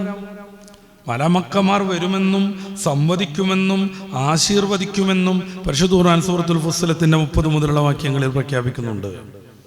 തനസ്സുലു അലൈഹിമുൽ മലായിക അല്ലാ തഖാഫു വലാ തഹ്സനു അബ്ശിറു ബിൽ ജന്ന. അബൂബക്കർ ശിബിലി റളിയല്ലാഹു അൻഹു ഹജ്ജ് സമ്പൂർണമായി കബൂലാവാനുള്ള ഏറ്റവും പ്രധാനപ്പെട്ട ഉപദേശങ്ങളെല്ലാം ഹ്രസ്വമായി വളരെ ചുരുക്കിയ മനുഷ്യന് പറഞ്ഞു കൊടുക്കുന്നു. നിന്റെ കൂട്ടുകാരായി മാലാഖമാരെ തെരഞ്ഞെടുക്കണം എന്ന് വെച്ചാൽ മലക്കിന് വെറുപ്പുണ്ടാകുന്ന ഒരു പരിപാടിയും ഇനി നിന്റെ ജീവിതത്തിൽ ഉണ്ടാകരുത്. അന്യസ്ത്രീനെ നോക്കരുത്, മലക്കകലും. റബ്ബ് പറഞ്ഞതിന് വിരുദ്ധമായി സഞ്ചരിക്കരുത്, മലക്കിന്റെ സാന്നിധ്യം നഷ്ടപ്പെടും. രണ്ടാമതായി മഹാനുഭാവൻ പറഞ്ഞെടുത്തു, വനീസക്കൽ ഖുർആൻ, നിന്റെ സന്തോഷവും നിന്റെ ആനന്ദവും നിനക്ക് സമയം ഉപയോഗിക്കാനുള്ള കാര്യമൊക്കെ ആയിട്ട് ഖുർആനിനെ തെരഞ്ഞെടുക്കണം. ഹജ്ജിന് പോവാണ്, അപ്പൊ കാണാൻ വേണ്ടി അവിടെയുള്ള മോള് വരും. സൗദിയിലുള്ള മോനുണ്ട് ജിദ്ദയിൽ, ആള് കാണാൻ വരും. അങ്ങനെ കുറേ അങ്ങോട്ട് പോകും ഇങ്ങോട്ട് പോകും, കുറേ വിരുന്നിന് നടക്കും, കുറേ സൽക്കാരത്തിന് പോകും. അങ്ങനെയുള്ള നേരം പോക്കുകളെ അല്ല തെരഞ്ഞെടുക്കേണ്ടത്, പരിശുദ്ധ ഖുർആനിനെ. ഖുർആൻ അവതരിച്ച ഭൂമികയിലേക്കാണ് നമ്മൾ പോണത്. അള്ളാഹുവിൻ്റെ റസൂൽ ഒരു സല്ലല്ലാഹു അലൈഹി വസല്ലം ജനങ്ങളുടെ അബദ്ധസഞ്ചാരത്തിൽ പൊറുതിമുട്ടിയിട്ട് ജബൽ അന്നൂർ, പ്രകാശത്തിന്റെ പർവ്വതം, നോക്കൂ നിങ്ങൾ പേര്, ആ പ്രകാശത്തിന്റെ പർവ്വതത്തിൽ നിലകൊള്ളുന്ന ഹിറാ ഗുഹയിലേക്ക് പോകുന്നു. ഒരമാസത്തോളം കഅബയെ നോക്കി ആരാധനാനുവക്തനായി നിൽക്കുന്നു. അതിനിടയിൽ മലക്കുൽ അമീൻ ജിബ്രീൽ അലൈഹിസ്സലാം ലോകത്തിന്റെ വിമോചനത്തിന്റെ സന്ദേശവുമായി കടന്നു വരുന്നു. പരിശുദ്ധ ഖുർആൻ, ഈ ഖുർആൻ അവതരിച്ച ഭൂമികയിലേക്ക് നമ്മൾ പോവുകയാണ്. ഖുർആന്റെ ചരിത്രത്തിലൂടെ നമ്മൾക്ക് സഞ്ചരിക്കാൻ സാധിക്കുകയാണ്. അവിടെ വെച്ച് പരിശുദ്ധ ഖുർആനിന്റെ കൂട്ടുകാരനാവണം. ഹജ്ജൊക്കെ കഴിഞ്ഞു വരുമ്പോഴേക്ക് 2 ഹറമൈനിയിലുമായിട്ട് ഏറ്റവും ചുരുങ്ങിയത് 3 ഖത്മെങ്കിലും ഓതി തീർക്കണം. അത് മസ്ജിദുൽ ഹറമിൽ തന്നെ ഇരുന്ന് ചെയ്യാൻ പറ്റുമെങ്കിൽ അത്രമേൽ ശ്രേഷ്ഠത നമുക്ക് വേറെ എവിടെ വെച്ച് ഓതിയാലാണ് ലഭ്യമാവുക. ഒരക്ഷരത്തിന് സാധാരണഗതിയിൽ 10 ഇരട്ടി പ്രതിഫലം. മസ്ജിദുൽ ഹറമിലാണെങ്കിലോ ഈ 10 ഇരട്ടിക്ക് 10 ഇൻറ്റു ലക്ഷം പ്രതിഫലം. സാധാരണ രീതിയിൽ തന്നെ ഖുർആനിൽ ഒരു അക്ഷരത്തിന് 10 ഇരട്ടി പ്രതിഫലം ഉണ്ടാവും. മസ്ജിദുൽ ഹറമിലാണെങ്കിൽ ഏത് പുണ്യത്തിനും 1,00,000 പ്രതിഫലം. അതുകൊണ്ടാണ് അബൂബക്കർ ശിബിലി റളിയല്ലാഹു അൻഹു പറഞ്ഞു കൊടുക്കുന്നത്, നിന്റെ കൂട്ടുകാരൻ മലക്കായിരിക്കണം, നിന്റെ സന്തോഷവും നിന്റെ സമയം കൊല്ലലും ഖുർആനിലാവണം. വസാദക്കൽ യഖീൻ, നിന്റെ ഭക്ഷണം അള്ളാഹുവിലുള്ള ദൃഢമായ വിശ്വാസമായിരിക്കണം, തവക്കുലായിരിക്കണം, തഖ്വയായിരിക്കണം. ഹജ്ജിനെ കുറിച്ച് പറയുമ്പോൾ പരിശുദ്ധ ഖുർആനിൽ വതസവ്വദൂ ഫഇന്ന ഖൈറസ്സാദി തഖ്വ എന്ന് പറയുന്നത്. ഹജ്ജിനെ കുറിച്ച് പറയുന്നിടത്താണ് ആ പ്രയോഗം വരുന്നത്. നിങ്ങൾ ഭക്ഷണം ശേഖരിക്കൂ, അറിയണേ ഏറ്റവും ശ്രേഷ്ഠമായ ഭക്ഷണം തഖ്വയാകുന്നു. അങ്ങനെ തഖ്വനെ ഭക്ഷണമാക്കുക, പടച്ച റബ്ബിൽ ഭരമേൽപ്പിക്കുക, അവനെ തവക്കുലാക്കുക. നമ്മുടെ ഭക്ഷണം ചിലപ്പോൾ തീർന്നിരിക്കും. നമ്മൾ ചിലപ്പോൾ 1.5 മാസത്തിനുള്ള ഫുഡ് തയ്യാറാക്കിയിട്ടുണ്ടാകും. അത് പൂത്തുപോയാൽ എന്ത് ചെയ്യാൻ പറ്റും? ഭൗതികമായ ഭക്ഷണങ്ങളെക്കാൾ നിന്റെ ഭക്ഷണം തഖ്വയാക്കണം. വല്ലാതെ ഫുഡ് അടിക്കാനൊന്നും പോകണ്ട. ദിവസവും വലിയ വലിയ ഹൈടെക് ഫുഡ് വേണമെന്ന് വിചാരിക്കേണ്ട. മഹാന്മാരാവുന്ന ചില പണ്ഡിതന്മാരൊക്കെ ഹജ്ജിന് പോയിട്ട് അവരുടെ ഭക്ഷണം മുഴുവൻ മാഉ സംസമായിരുന്നു. റസൂലുള്ളാഹി സ്വല്ലല്ലാഹു അലൈഹി വസല്ലം തങ്ങൾ പറഞ്ഞതാണ്, അത് വിശപ്പിന് ഭക്ഷണമാകുന്നു, ദാഹത്തിന് ശമനമാകുന്നു, രോഗത്തിന് ഔഷധമാകുന്നു. സംസം വെള്ളം മാത്രം കുടിച്ചാൽ സുഖസുന്ദരമായി ജീവിക്കാൻ പറ്റും. അതേക്കുറിച്ച് ജപ്പാനിൽ നടന്ന പഠനം, യൂറോപ്പിൽ നടന്ന പഠനങ്ങളൊന്നും ഞാൻ തൽക്കാലം ഉദ്ധരിക്കുന്നില്ല. പറഞ്ഞല്ലോ, ഇന്ന് നമ്മളൊരു ആത്മീകമായ രീതിയിലാണ് നമ്മുടെ ക്ലാസ്. അതുകൊണ്ട് ജപ്പാനിൽ നടന്ന പഠനങ്ങളും ഹജ്ജിൻ്റെ ക്രിസ്റ്റലുകളെ കുറിച്ച് പറയുന്നതും സംസം വെള്ളത്തിൻ്റെ ഇതിനെക്കുറിച്ച് പറയുന്നതും അതിൽ നിന്നൊരു തുള്ളി മറ്റു വെള്ളത്തിലാകുമ്പോൾ ആ വെള്ളത്തിനെല്ലാം ഇതിൻ്റെ ശ്രേഷ്ഠതകൾ വരുന്നത് സയൻറ്റിഫിക്കായിട്ട് തെളിയിക്കപ്പെട്ടതും അതൊന്നും ഞാൻ തൽക്കാലം പറയണില്ലേ. വല്ലാതെ ഫുഡ് കഴിക്കേണ്ടെന്നർത്ഥം. കാരണം പിന്നെയും മേമ്പക്കം വിടാനും പിന്നെയും ഈ ഫുഡ് കഴിച്ചതിൻ്റെ ആധിക്യം കൊണ്ടുള്ള ആലസ്യത്തിൽ കടന്നുറങ്ങി സമയം കളയാനുമുള്ളതല്ല. കൗതുകം തോന്നും, വെറുതെ വർത്താനം പറഞ്ഞിരുന്ന് അങ്ങനെ വൈകിട്ടാക്കും. റൂമിൻ്റെ ഒക്കെ മുന്നിലുണ്ടാകും വർത്താനം പറഞ്ഞിരിക്കാനും മറ്റുമൊക്കെ പറ്റും വിധത്തിലുള്ള ഈ ചെയറുകളും ഈ സിറ്റൗട്ടുകളും ഒക്കെ നമ്മൾ താമസിക്കുന്ന ഹോട്ടലിൽ. അവിടെ പോയിരുന്ന് വർത്താനം പറഞ്ഞുകൊണ്ടിരിക്കുക. പർച്ചേസിന് വേണ്ടിയിട്ട് ധാരാളം സമയം ഉപയോഗിക്കുക. വലിയ വലിയ ചന്തകളിലേക്ക് പോവുക. അവിടെ കിട്ടുന്ന വലിയ വിഭവങ്ങളെല്ലാം ശേഖരിച്ച് അത് പാചകം ചെയ്ത് അങ്ങോട്ടും ഇങ്ങോട്ടും ആഘോഷമാക്കി അങ്ങനെ ജീവിക്കുക. പുതിയ കാലത്ത് ഇക്കൊല്ലത്തെ ഹജ്ജിലൊന്നും ഹജ്ജാദി പരിപാടി നടക്കൂലെന്ന് തോന്നുന്നു. തീരെ പാചകം ചെയ്യാനൊന്നും കഴിയില്ല. എല്ലാം പുറമെന്ന് മേടിച്ച് കഴിക്കണം എന്നാണ് ഞാൻ മനസ്സിലാക്കിയത്. അബൂബക്കർ ശിബ്ലി റളിയല്ലാഹു അൻഹു പറയുന്നു, നിന്റെ ഭക്ഷണത്തെ നീ എന്താക്കണം? യഖീനാക്കണം. വമഖ്സദകല്ലാഹു, നിന്റെ ഉദ്ദേശം, താല്പര്യം, ലക്ഷ്യം അത് പടച്ച റബ്ബാവണം. ഇന്ന അവ്വല ബൈത്തിൻ ഉദിയ ലിന്നാസി ലല്ലദീ ബിബക്ക. കഅബയെ കുറിച്ച് ഖുർആൻ പറയുന്നത് ഒരിക്കൽ അങ്ങനെയാണ്. ഭൂമിയിൽ മനുഷ്യന്റെ ആരാധനയ്ക്ക് വേണ്ടി റബ്ബിന് വേണ്ടി നിർമ്മിക്കപ്പെട്ട ആദ്യത്തെ ഭവനമാണ് കഅബാലയം. ഈ കഅബയുടെ പരിസരത്തേക്കാണ് നമ്മൾ ഹജ്ജ് ചെയ്യാൻ പോകുന്നത്. അതുകൊണ്ട് കഅബയുടെ നാഥനാവണം നമ്മുടെ ലക്ഷ്യം. റബ്ബ് വിളിച്ചിട്ടാണ് നമ്മൾ പോകുന്നത്. അതുകൊണ്ട് റബ്ബ് നമ്മളെ പരിഗണിക്കാൻ വേണ്ടി മലാക്കന്മാരെ നിർത്തിയിട്ടുണ്ട്. പ്രത്യേകമായി നമുക്ക് ഗുണങ്ങൾ എഴുതി ചേർക്കാൻ അതിന് സംവിധാനങ്ങളുണ്ട്. യാത്ര തുടങ്ങുന്നിടം മുതൽ നമ്മൾ വയ്ക്കുന്ന ഓരോ ചവിട്ടടിക്കും നമ്മുടെ വാഹനത്തിൻ്റെ ഓരോ ചലനത്തിനും കൃത്യമായ പ്രതിഫലം രേഖപ്പെടുത്തുന്നുണ്ട്. ആ റബ്ബിനെ കരുതിയാവണം നിന്റെ യാത്ര. വൈദാ തഫ്തൽ ബൈത്ത് തഫ് ബിഖൽബിക വാസ് സിർരിക. നീ തവാഫ് ചെയ്യുകയാണെന്നുണ്ടെങ്കിൽ നിന്റെ ഹൃദയം കൊണ്ട് തവാഫ് ചെയ്യണം. നേരത്തെ എത്തട്ടെ എന്ന് കരുതിയിട്ട് പോവല്ല, വളരെ പെട്ടെന്ന് തീരട്ടെ എന്ന് കരുതിയിട്ട് സ്പീഡിൽ നടക്കുകയല്ല. പിന്നെ നിന്റെ ഹൃദയം കൊണ്ട്, നിന്റെ ആത്മാർത്ഥത കൊണ്ട് നീ തവാഫ് ചെയ്യുക. ഓരോ ചുറ്റുങ്ങനെ നടക്കുന്ന സമയത്ത് ചില ഓർമ്മകളൊക്കെ ഉണ്ട്. അത് മഹാനുഭാവൻ പിന്നീട് പറയുന്നുണ്ട്, അവിടെ വെച്ച് നമുക്ക് സംസാരിക്കാം. അള്ളാഹു നിനക്ക് തഖ്വ വർദ്ധിപ്പിച്ചു തരട്ടെ എന്നൊക്കെ പറഞ്ഞിട്ട് ദ്വാരന്ന് വിട്ടു. ഇദ്ദേഹം ഹജ്ജിന് പോയി. ഹജ്ജൊക്കെ കഴിഞ്ഞിട്ട് മഹാനരെ കാണാൻ വേണ്ടി പിന്നെയും വന്നു. അദ്ദേഹത്തോട് ദ്വാരക്കാൻ പറയാൻ, അദ്ദേഹത്തിൽ നിന്ന് ബർക്കത്ത് കിട്ടാൻ അദ്ദേഹം പിന്നെയും വന്നു. ഖാല ലഹു ശിബ്ലി റഹ്മഹുല്ലാഹ്. ഇനിയാണ് നമ്മുടെ ഹജ്ജിന്റെ അകക്കാമ്പിലേക്ക് നമ്മൾ കടക്കേണ്ടത്. ഇദ്ദേഹത്തോട് ഇമാം ഷിബിലി റഹ്മഹുല്ലാഹു ചോദിച്ചു, മല്ലദീന വൈത ഹീന ഹറംത. ഇഹ്റാം കെട്ടുക എന്ന് പറയുന്നൊരു ചടങ്ങ്, അത് കെട്ടലല്ല പ്രധാനം, നിയ്യത്താണ്. നമ്മൾ ഹജ്ജിന് വേണ്ടി ഉംറയ്ക്ക് വേണ്ടി നിർവഹിക്കുന്ന നിയ്യത്തിന്റെ പേരാണ് ഇഹ്റാം. പിന്നെ ആ സമയത്ത് നമ്മൾ ഡ്രസ്സ് മാറ്റും, അതുകൊണ്ട് അങ്ങനെ ഒരു കെട്ടൽ എന്ന് വന്നതാണ്. മഹാനായ ഇമാം ഷിബിലി ചോദിക്കുന്നു, എന്തായിരുന്നു നീ ഇഹ്റാം ചെയ്തപ്പോൾ നീ കരുതിയത്? മഹാനുഭാവൻ പറഞ്ഞു, ആ ഹജ്ജ് ചെയ്ത് വന്ന ആള് പറഞ്ഞു, അമിൽതുമാ അമിലന്നാസു വമാ നവൈതു ശൈഅൻ. പ്രത്യേകിച്ചൊന്നും കരുതിയില്ല, ആളുകളൊക്കെ ഇഹ്റാം കിട്ടിയിരുന്നു, അങ്ങനെ ഞാനും ഇഹ്റാം ചെയ്തു. ഖാല,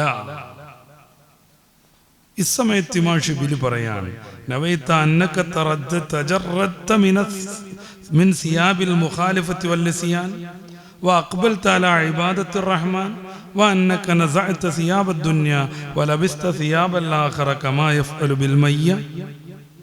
അല്ലാത്തൊരു ചോദ്യം. നീ ഇറാൻ കെട്ടി ഡ്രസ്സൊക്കെ മാറ്റിയല്ലോ, ആ സമയത്ത് നീ കരുതിയിരുന്നോ അള്ളാഹുവിനോട് എതിര് ചെയ്ത ദുന്യാവിലെ ഡ്രസ്സുകളിൽ നിന്ന് പൂർണ്ണമായി ഞാനിതാ മാറി നിൽക്കുന്നു. ഞാൻ സാധാരണ ഇതുവരെ ഉപയോഗിച്ചു വന്ന എൻ്റെ ഡ്രസ്സ്, അതുകൊണ്ട് ഞാൻ ധാരാളമായി റബ്ബിന് വിരുദ്ധമായി പ്രവർത്തിച്ചിട്ടുണ്ട്, ഇസിയാൻ തെറ്റുകൾ ചെയ്തിട്ടുണ്ട്. വഖ്ബൽ തല ഇബാദത്തുർ റഹ്മാൻ, ഇപ്പോൾ ഞാനിതാ അതെല്ലാം ഉപേക്ഷിച്ച് റഹ്മാനായ റബ്ബിന്റെ മുന്നിലേക്ക് എത്തിച്ചേർന്നിരിക്കുന്നു. വഅന്നക നസഅത സിയാബദ്ദുന്യാ, ദുന്യാവിന്റെ സിയാബിനെ നീ പൂർണ്ണമായി ഉപേക്ഷിച്ചുവോ? വലബിസ്ത സിയാബൽ ആഖിറ, ആഖിറത്തിന്റെ വസ്ത്രത്തെ നീ ധരിച്ചോ? ഇതാണ് ഇഹ്റാമിൽ നമ്മൾ ഉംറക്കായാലും ഹജ്ജിലാണെങ്കിലും കരുതേണ്ടത്. പടച്ച റബ്ബേ, ഞാനിതാ നിനക്ക് എതിര് പ്രവർത്തിച്ച, ദോഷം പ്രവർത്തിച്ച എൻ്റെ വസ്ത്രം സമ്പൂർണമായി ഒഴിച്ചു മാറ്റുന്നു. ഇനി ഇതാ ഒരു തെറ്റും ചെയ്യാത്ത വിശുദ്ധമായൊരു വസ്ത്രം ഞാൻ ധരിക്കുന്നു. ഇനി ഞാൻ തെറ്റ് ചെയ്യാതിരിക്കാൻ കഠിനമായി പ്രതിജ്ഞ ചെയ്യുന്നു. ഇഹ്റാമിന്റെ വസ്ത്രവും കഫൻ തുണിയുടെ വസ്ത്രവും സമാനമാണ്, കൂട്ടിത്തുന്നാത്തത്, വെളുത്ത കളറുള്ളത്. ഇഹ്റാമിന്റെ വസ്ത്രം വാങ്ങി വരുമ്പോൾ പടച്ച റബ്ബേ, ഇങ്ങനെ ഒരു വസ്ത്രം കൂടി എനിക്ക് വാങ്ങാനുണ്ട്, അത് ഞാനായിരിക്കില്ല, മറ്റാരെങ്കിലും ആയിരിക്കും എന്ന വിചാരം വേണം. ഇഹ്റാമിന്റെ വസ്ത്രം ഇങ്ങനെ മറിച്ചു നോക്കുമ്പോൾ പടച്ചോനെ, ഇങ്ങനെ തന്നെ ഒരു തുണിയിലായിരിക്കും എന്നെയും പൊതിയുക, കൂട്ടി കെട്ടിവെക്കുക, 3 കെട്ടും കെട്ടിയിട്ട് ഞാൻ എന്നെയും കൊണ്ടുപോവുക.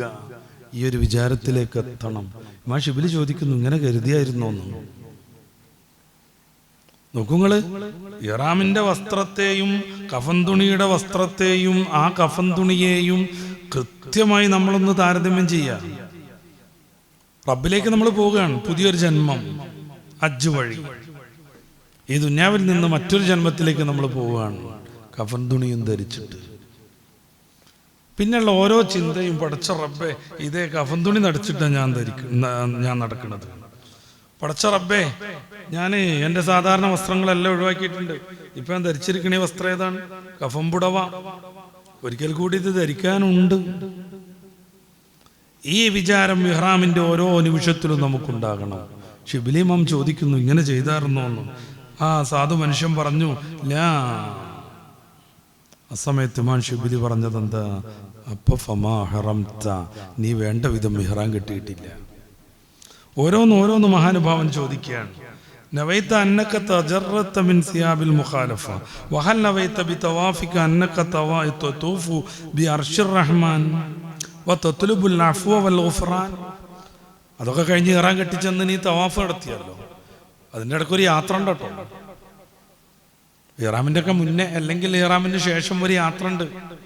നമ്മുടെ വീട്ടിലേക്ക് ഇങ്ങനെ വരും വണ്ടി, ബന്ധുക്കളുടേത്, അല്ലെങ്കിൽ നമ്മുടെ ഹജ്ജിന് നമ്മൾ കൊടുത്ത ആ ഒരു കമ്പനിയുടെ വാഹനം വരും. ആ വാഹനം വന്നിങ്ങനെ പാർക്ക് ചെയ്യുമ്പോൾ എന്നാൽ ഇറങ്ങല്ലേ ഒക്കെ റെഡിയല്ലേ, പാസ്പോർട്ട് എടുത്തില്ലേ, വിസ എടുത്തില്ലേ എന്നൊക്കെ ചോദിക്കുന്ന ആ ഒരു സന്ദർഭത്തിൽ നമ്മൾ ഓർക്കേണ്ട ഒരു കാര്യമുണ്ട്. പടച്ച റബ്ബേ, ഇതൊരു വണ്ടി വന്നിരിക്കുന്നു എന്നെ കൊണ്ടുപോവാൻ, ഇങ്ങനെ ഒരു വണ്ടി വരാനുണ്ട്, 6 കാലുള്ളത്. ഇങ്ങനെ ഒരു വണ്ടി കൂടെ വരാനുണ്ട് എൻ്റെ മുറ്റത്തേക്ക്, 6 കാലുള്ളത്.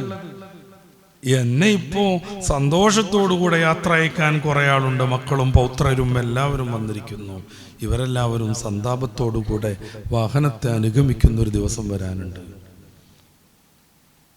ഒന്ന് ആഖിറത്തിലേക്ക് പോകാനുള്ള വണ്ടി, ഒന്ന് ആഖിറ സമാനമായി മാറാൻ, ദുനിയാവിനെ പറ്റ വിഭാടനം ചെയ്തിട്ട് ആഖിറത്തിന്റെ ആളായി മാറാൻ ഹജ്ജിന് പോകാനുള്ള വാഹനം. അബൂബക്കർ ശിബിലി തങ്ങൾ ചോദിക്കുന്നു, തവാഫ് ചെയ്തപ്പോ പടച്ച റബ്ബിന്റെ അർശിന് ചുറ്റിയാണെന്ന് നീ വിചാരിച്ചായിരുന്നോ? പടച്ച റബ്ബിന്റെ അഫുവും ഗുഫ്റാനും പൊറുക്കലും വിടുതിയും തേടിയാണ് ഞാൻ വന്നത് എന്ന് വിചാരിച്ചിട്ടുണ്ടായിരുന്നോ? അതോ മുന്നിൽ കയറണം എന്നായിരുന്നോ വിചാരിച്ചത്? തിരക്കി പോയപ്പോ ആ മനുഷ്യന്റെ അടുത്തെത്തിയിട്ട് ഒന്ന് തിരക്കിടണം എന്നായിരുന്നോ വിചാരിച്ചത്? കുഞ്ഞിനെ കളിപ്പിച്ചുകൊണ്ടിരിക്കണം എന്നായിരുന്നു വിചാരിച്ചത്? തോളിലേറ്റിയ കുട്ടി വേറൊരാളുടെ തോളിലുള്ള കുട്ടിയുമായി സല്ലപിക്കുമ്പോൾ തിരിഞ്ഞു നിന്ന് 2 കുട്ടികളെയും ലാളിക്കാനായിരുന്നോ, ഓമനിക്കാനായിരുന്നോ വിചാരിച്ചത്? ദിക്റുകൾ മറന്നുപോയിരുന്നോ? ഒരു ചടങ്ങായി മാറിയിരുന്നോ?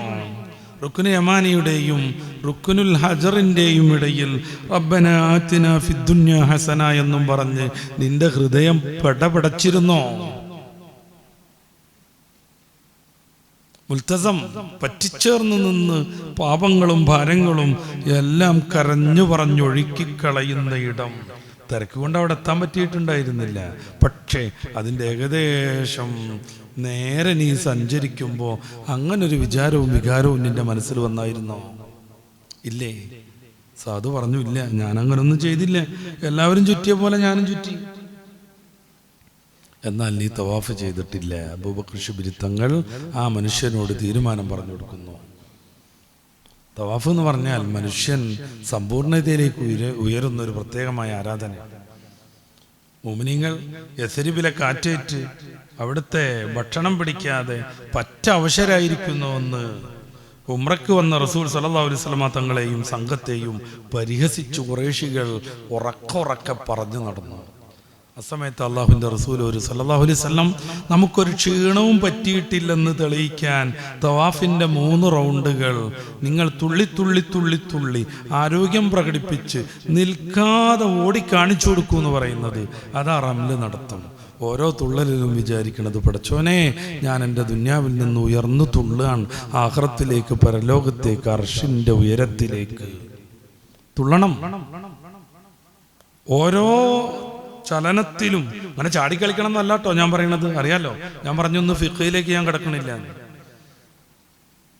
എൻ്റെ നേതാക്കളാവുന്ന സഹാബാ കിറാം ആത്മാഭിമാനത്തിന് നിർവഹിച്ചതാണ് ഈ സ്പീഡുള്ള ഓട്ടമെന്ന് മനസ്സിലേക്ക് വരണം.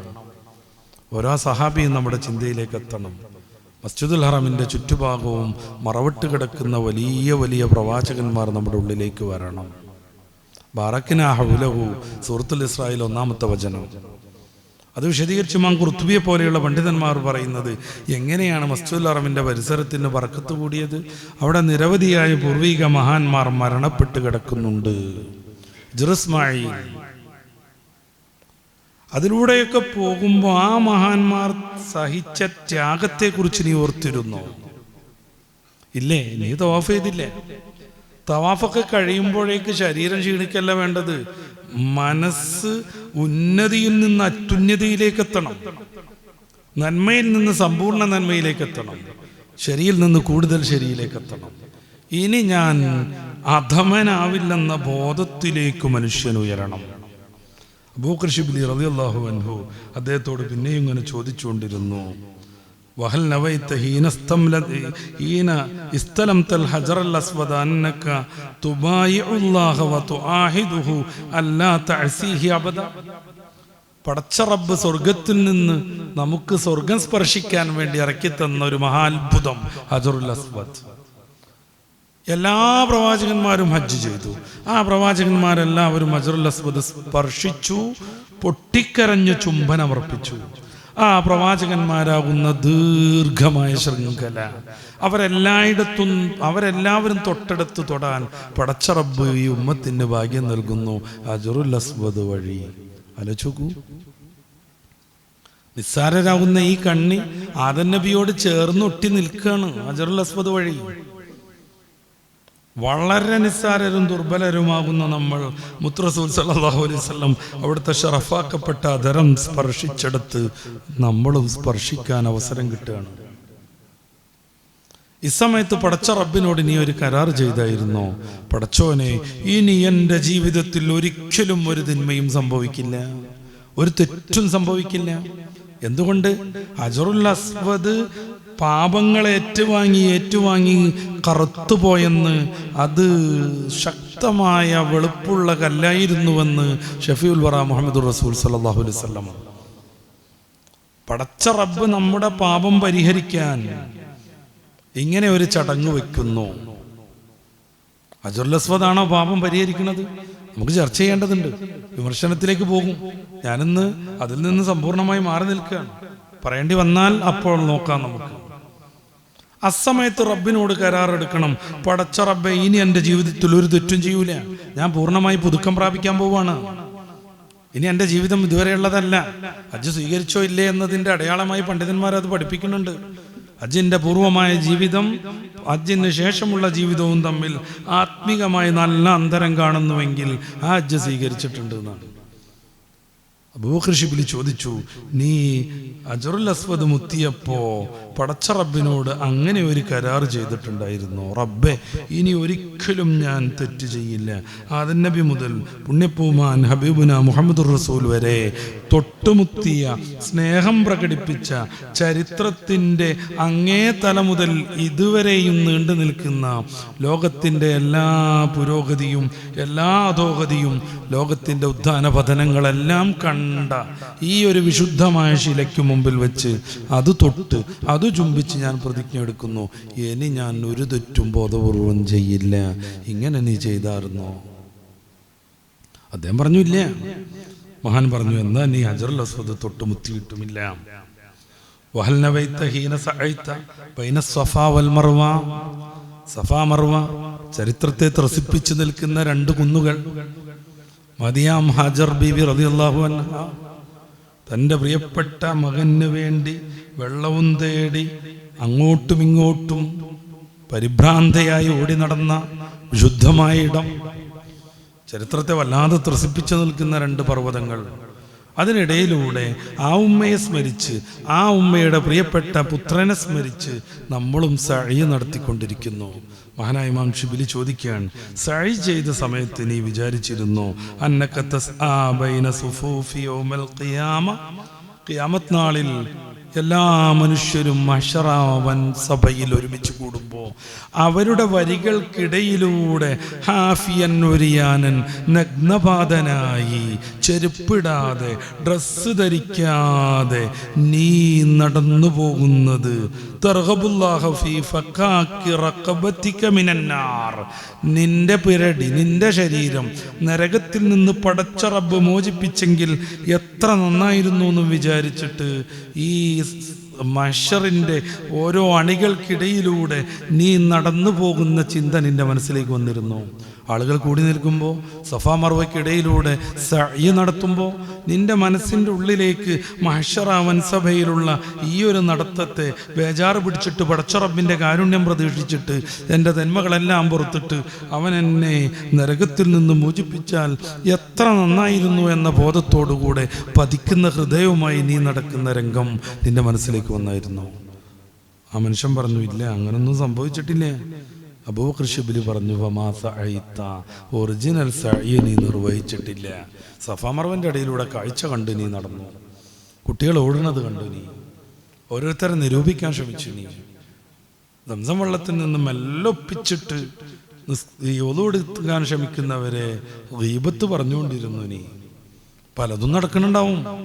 അതായിരുന്നില്ല നമ്മൾ ശ്രദ്ധിക്കേണ്ടിയിരുന്നത്. നേരെ മറിച്ച് റബ്ബിനെ, ആഖിറത്തിനെ, പരലോകത്തെ. ഞാൻ തുടക്കത്തിൽ പറഞ്ഞല്ലോ ഹിയാലുമുദ്ദീനിന്റെ വാക്യം, നീ കണ്ടെത്തുന്ന, നീ എത്തിച്ചേരുന്ന ഓരോ സന്ദർഭത്തെയും ആഖിറവുമായി കണക്ട് ചെയ്താണ് നീ മനസ്സിലാക്കേണ്ടിയിരുന്നത്. പക്ഷെ അത് ചെയ്തില്ല അല്ലേ? എന്നാൽ നീ സഅയ് ചെയ്തിട്ടില്ല. വഹൽനവൈത ഹീന നഹർത ഹദിയക അന്നക നഹർത ഇബ്ലീസ അശ്ശഹവാതി ബിസിക്കീനിൽ മുഖാലഫാതി വലാ തുതിഉഹു അബദ. നീ ആടിനർത്ഥം അതൊക്കെ കഴിഞ്ഞിട്ട് ആ ആടിനർത്ഥ സമയത്ത് ഇബ്ലീസ് എന്നിൽ സന്നിവേശിപ്പിച്ച വിചാരങ്ങളെയാണ് ഞാൻ ഈ ഖണ്ഡിക്കുന്നതെന്ന് നിന്റെ മനസ്സിൽ തോന്നിയിരുന്നോ? ഇനി ഒരിക്കലും തെറ്റിലേക്ക് വരാത്ത വിധം ഇബ്ലീസിന്റെ ശല്യത്തെ സമ്പൂർണമായി ഞാനിവിടെ മുറിച്ചറുത്ത് കളയാണെന്ന് നീ വിചാരിച്ചിരുന്നോ? ആ രക്തം ഇങ്ങനെ ഒഴുകുന്നത് കാണുന്ന സമയത്ത് എൻ്റെ ഉള്ളിൽ നിന്ന് എന്നെ തോൽപ്പിക്കാൻ ശ്രമിക്കുന്ന എല്ലാവിധ മോഹങ്ങളും ഓരോ ചിന്തകളും താല്പര്യങ്ങളുമാണ് ഈ ഒഴുകിപ്പോകുന്നതെന്ന് നീ വിചാരിച്ചിരുന്നു. അദ്ദേഹം പറഞ്ഞു ഇല്ലേ. ഇമാം ശിബ്ലി പറഞ്ഞു വമാനഹർത്ത, എന്നാൽ നീ ആടിനർത്തിട്ടില്ല. വഹൽ നവൈത ഹീന ഹലഖ്ത റഅസക വജമഅത ശഅറക ബൈന യദൈക അന്നക ജമഅത ദുനൂബക കുല്ലഹാ സഗീറഹാ വകബീറഹാ. എല്ലാം കഴിഞ്ഞ് ഇഹ്റാമിൽ നിന്ന് അവസാനിക്കാൻ നീ തലമുണ്ടനം ചെയ്തപ്പോൾ, നിന്റെ മുടികളെല്ലാം നിന്റെ മുന്നിൽ ഇങ്ങനെ കൂടിക്കിടന്നപ്പോ, പടച്ച റബ്ബേ എൻ്റെ ദോഷങ്ങളെയാണ് ഞാൻ ഈ ഷേവ് ചെയ്തിട്ടത് എന്ന് നീ വിചാരിച്ചിട്ടുണ്ടായിരുന്നു. സഗീറഹ വ കബീറഹ, ചെറുതും വലുതും, ഹഖീറഹ വ ജലീലഹ, അതിൽ ഗംഭീരമായതും നിന്ദ്യമായതും, ഏതൊക്കെ ദോഷം നിന്റെ ജീവിതത്തിൽ വന്നിട്ടുണ്ട് ആ ദോഷങ്ങളെല്ലാം ഞാനിതാ ഈ മുണ്ടനം ചെയ്യുക വഴി മാറ്റിവെച്ചിരിക്കുന്നു എൻ്റെ ജീവിതത്തിൽ. ഇനി ഒരു കാര്യം കൂടി പറയുന്നുണ്ട്, ഈ മുടികൾ, ഞാൻ ഷേവ് ചെയ്ത് വിട്ട എൻ്റെ മുടികൾ, ഞാൻ വലിച്ചെറിഞ്ഞ എൻ്റെ മുടികൾ ഒരിക്കലും ഇനി എന്നിലേക്ക് മടങ്ങി വരില്ല. ഫലാ തഊദു ലിമിസ്ലിഹാ അബദൻ കമാ ലാ യഊദു ശഅറക ഇലാ റഅസിക. ഈ മുടി കളഞ്ഞ്, ഈ ഒരു മുടി നീ ഉപേക്ഷിച്ച, നീ എറിഞ്ഞു കളഞ്ഞ ഈ ഒരു മുടി ഒരിക്കലും നിന്റെ തലയിലേക്ക് പിന്നീട് വന്ന് ചേർന്ന് അവിടെ മുളച്ചു നിൽക്കാത്തതുപോലെ നീ ഹജ്ജ് വഴി ഉപേക്ഷിച്ച എല്ലാ പാപങ്ങളും ഇനി ഒരിക്കലും നിന്റെ ജീവിതത്തിലേക്ക് കടന്നു വരില്ലെന്ന് നീ വിചാരിച്ചിട്ടുണ്ടായിരുന്നു. അദ്ദേഹം പറഞ്ഞു ഇല്ല, അങ്ങനൊന്നും വിചാരിച്ചില്ല, ഞാനങ്ങനെ തലമുടി കളഞ്ഞു. വഹൽനവൈത ഹീന റമൈതൽ ജമറാത്ത് അന്നക റമൈത മിൻ ഖൽബിക ജമീഅ അശ്ശഹവാത്ത്. നീ കല്ലെറിഞ്ഞല്ലോ, പിന്നീട് ഈ കല്ലെറിഞ്ഞപ്പോൾ നിന്റെ മനസ്സിൽ നിന്നുള്ള ദുശ്ചിന്തകളെയാണ് എറിഞ്ഞു കളയുന്നത് നീ വിചാരിച്ചോ? നിന്റെ മനസ്സിൽ നിന്നുള്ള തോന്നിവാസങ്ങളെയും താന്തോന്നിത്തങ്ങളെയും വലിച്ചെറിയുന്നത് നീ വിചാരിച്ചോ? ഈ ശൈത്താന്റെ പ്രതീകത്തിന്റെ അടുത്ത് വന്നിട്ട് ശൈത്താൻ സൃഷ്ടിക്കുന്ന എല്ലാ വിപത്തുകളെയും ഇതേ സമ്പൂർണമായി ഞാൻ വിഭാടനം ചെയ്യുന്നു എന്ന് നീ വിചാരിച്ചോ? ഓരോ കല്ലും പറയുന്നത് ഓരോ പ്രതീകമാണ്. നമ്മുടെ മനസ്സിൽ നിന്നുള്ള വികാരങ്ങൾ, വിചാരങ്ങൾ, മോഹങ്ങൾ, താല്പര്യങ്ങൾ, ആഖിറത്തിന് വിരുദ്ധമാകുന്ന ഇത്തരം സംഗതികളെല്ലാം എറിഞ്ഞ് കളഞ്ഞ് കൊടഞ്ഞ് കളഞ്ഞിട്ട് വളരെ ഫ്രീ ആയിട്ട് നമ്മളിങ്ങനെ ഇറങ്ങിപ്പോരുകയാണ് വേണ്ടത്. അങ്ങനെ നീ വിചാരിച്ചിട്ടുണ്ടായിരുന്നു? കാൽ, ആ മനുഷ്യൻ പറഞ്ഞു ഇല്ല, എല്ലാവരും എറിഞ്ഞപ്പോൾ ഞാനും എറിഞ്ഞു, അത്ര തന്നെ. അബൂബക്കർ ശിബ്ലി പറഞ്ഞു യാ ഹാദാ, അടാ മോനെ, ഇർജിഉ വഹജ്ജ്, ഒന്നുകൂടെ പോ, നന്നായിട്ടൊരു ഹജ്ജ് ചെയ്യ്. ഫഇന്നക ലം തഹജ്ജ്, നീ ചെയ്തതൊന്നും ഹജ്ജല്ല, ഹജ്ജിന്റെ കാണിച്ചു കൂട്ടലായിരുന്നു. നീ ചെയ്തതൊന്നും നേരത്തെ നമ്മൾ പറഞ്ഞ ഉമ്മ പ്രസവിച്ച ദിനത്തിലെ വിശുദ്ധിയിലേക്ക് മാറാൻ പര്യാപ്തമായ ചടങ്ങുകളല്ല, ഇതൊക്കെ വെറും കാട്ടിക്കൂട്ടലുകളായിരുന്നു. അതുകൊണ്ട് മടങ്ങൂ, ഒന്നുകൂടെ ഹജ്ജ് ചെയ്തു വരൂ എന്ന് മഹാനുഭാവൻ ആ മനുഷ്യനോട് പറയുന്നത് റിയാദുർ റഖായിഖ് എന്ന് പറയുന്ന ഗ്രന്ഥത്തിൽ നിന്നാണ് ഞാൻ ഉദ്ധരിക്കുന്നത്. ഇനി നമ്മൾ ഹജ്ജിനെ കുറിച്ച് ആലോചിക്കുക. ഇറങ്ങുന്ന നിമിഷം മുതൽ, തവാഫ് ചെയ്യുന്ന ഇടം മുതൽ, ഹൽക്ക് നടത്തുന്ന ഇടം മുതൽ, ഓരോ നിമിഷവും ആഖിറവുമായി ബന്ധപ്പെടുത്തി നമുക്ക് മനസ്സിലാക്കാൻ പറ്റണം. അങ്ങനെ വരുമ്പോൾ വിശുദ്ധിയുടെ ഉന്നതിയിലേക്ക് നമുക്ക് കയറാൻ പറ്റും. അല്ലേ? ഞാനും പോയി ഹജ്ജിന് എന്ന് പറയാൻ പറ്റും. ആചാര്യ എന്ന് വിളിക്കാൻ വേണ്ടിയിട്ട് ചായ മേടിച്ചു കൊടുക്കാനും പറ്റും. അതിനപ്പുറം പ്രത്യേകിച്ചൊരു ഗുണത്തിലേക്ക് എത്തില്ല. നാവാണ് പ്രധാന വില്ലൻ, കണ്ണാണ് മറ്റൊന്ന്. കണ്ണ് നിയന്ത്രിച്ചേ പറ്റും, ആണും പെണ്ണും. ആണിന് മാത്രല്ല, പെണ്ണിനും ഇതൊരു വല്ലാത്ത പരീക്ഷണാണ്. ആണുങ്ങളെ സംബന്ധിച്ചിടത്തോളം അർദ്ധഭാഗം പുറത്താ, പെണ്ണിന്റെ മുഖവും മുൻകൈയേ പുറത്തുള്ളൂ. നല്ല അന്യരാജ്യങ്ങളിലുള്ള സുമുഖരായ വെണ്ണക്കൽ ശില്പം പോലെയുള്ള ചെറുപ്പക്കാർ പകുതി ഭാഗവും പുറത്താക്കി ഷോൾഡറിൽ ഒരു ഷാളുമിട്ട് ചെറിയൊരു മുണ്ടുടുത്ത് മുന്നിലൂടെ നടക്കുകയാണ്. ആ ഹജ്ജിനെത്തിയ സർവ്വ പെണ്ണുങ്ങൾക്കും വലിയ പരീക്ഷണം. നോക്കിപ്പോകരുത്. കാണലെന്നതിനെ കുറിച്ചല്ല ഞാൻ പറയുന്നത്, കാണലൊന്നു വേറെ, അത് ബോധപൂർവമല്ല സംഭവിക്കുന്നത്. ആ കാണുന്നതിനെ പിന്നെ മറ്റൊരു തലത്തിലേക്ക് മാറ്റി തുടരാൻ നിൽക്കരുത്. കണ്ണ് ചിമ്മിയിരിക്കണം, മാറിയിരിക്കണം. ഞാൻ നിലകൊള്ളുന്നത് എവിടെയാണെന്ന ബോധം വേണം. കരഞ്ഞ് കരഞ്ഞ് കരഞ്ഞ് കലങ്ങിയ കണ്ണുകളായിരുന്നു പൂർവികരുടെ ഹജ്ജനുഭവം. അടുത്തേക്ക് പോവാൻ കഴിയില്ല അവർക്ക്, ബേജാറ് പിടിച്ചിട്ട്. ഹറമിലേക്ക് ഇറങ്ങാൻ പറ്റൂല. എന്തെങ്കിലും അപാകം സംഭവിച്ചാൽ എൻ്റെ ജീവിതം എന്താകുമെന്ന് മോഹിച്ചിട്ട് ട്രാവൽസുകാർ പ്രേരിപ്പിച്ചുകൊണ്ടിരിക്കും. പോകന്നെ പിന്നെയും പിന്നെയും ഉംറക്ക്, പ്രത്യേകിച്ച് സഹോദരിമാർ. എന്നിട്ടോ അവർക്കതൊക്കെ ശീലായി, അവർക്കത് പരിചയമായി. അതുകൊണ്ട് തന്നെ ചില മഹാന്മാർ അടുത്തടുത്തടുത്ത് ഉംറൊന്നും നിർവഹിക്കാതിരിക്കാൻ പറയുന്നുണ്ട്. എന്തുകൊണ്ട്? അവിടെ എത്തി നമുക്ക് നമ്മുടെ ഒരു പതിവ് സ്ഥലം പോലെയൊക്കെ പരിചയപ്പെട്ട് കഴിഞ്ഞാൽ ഗാംഭീര്യം കുറഞ്ഞു പോകും. ആ ഗാംഭീര്യം കുറയാൻ പറ്റില്ല. കഅബ കാണുന്ന സമയത്ത് ഹൃദയത്തിന്റെ തുടിപ്പ് തീർന്നു പോകും. അങ്ങനെ പാടില്ല. ഹജറുൽ അസ്വദിന്റെ അടുത്തെത്തുമ്പോൾ പ്രാക്ടീസ് ആയതല്ലേ, അവരങ്ങനെ അടിച്ചു പൊളിച്ച് വർത്താനം പറഞ്ഞ് നടന്നുകൊണ്ടിരിക്കും. വെള്ളിലെ ഫൈസ് ഉസ്താദിനെ കുറിച്ച് കേട്ടിട്ടുണ്ട്. തവാഫ് ചെയ്തുകൊണ്ടിരിക്കുമ്പോൾ ഒരു കൂട്ടുകാരൻ വന്ന് കണ്ട ആ ഒരു സന്തോഷത്തിന് എപ്പോഴാ വന്നത് എന്നൊക്കെ ചോദിക്കുന്നു. കുശലാന്വേഷണം, മറ്റു കാര്യങ്ങളൊന്നുമല്ല. ആ കൂട്ടുകാരൻ്റെ കയ്യും പിടിച്ച് തവാഫിൽ നിന്ന് മസ്ജിദുൽ ഹറമിന്റെ പുറത്തേക്ക് നടന്നു. എത്ര എളുപ്പമുണ്ട്, എത്ര ദൂരം പോകണം. അവിടെ എത്തിയിട്ട് അദ്ദേഹത്തിന്റെ ചോദ്യങ്ങൾക്ക് ഉത്തരം പറഞ്ഞു. ഉന്നീസ വന്നത് ഇതൊക്കെയാണ്, സന്തോഷമാണല്ലോ, എന്നാ പിരിയാം. പിന്നീട് മടങ്ങിപ്പോയിട്ട് തവാഫ് പൂർത്തിയാക്കുന്നു. മസ്ജിദുൽ ഹറമിന്റെ ഉള്ളിൽ നിന്ന് ഒരു അക്ഷരം മറ്റേത് പറഞ്ഞുകൂടാന്ന് കരുതിയിട്ട്, ദുന്യാവിൻ്റെത് സംഭവിച്ചുകൂടാന്ന് കരുതിയിട്ട് നമുക്ക് ശീലായിപ്പോയി. അതുകൊണ്ട് ഇനി എന്തോ ആകാന്നുള്ള വിചാരം.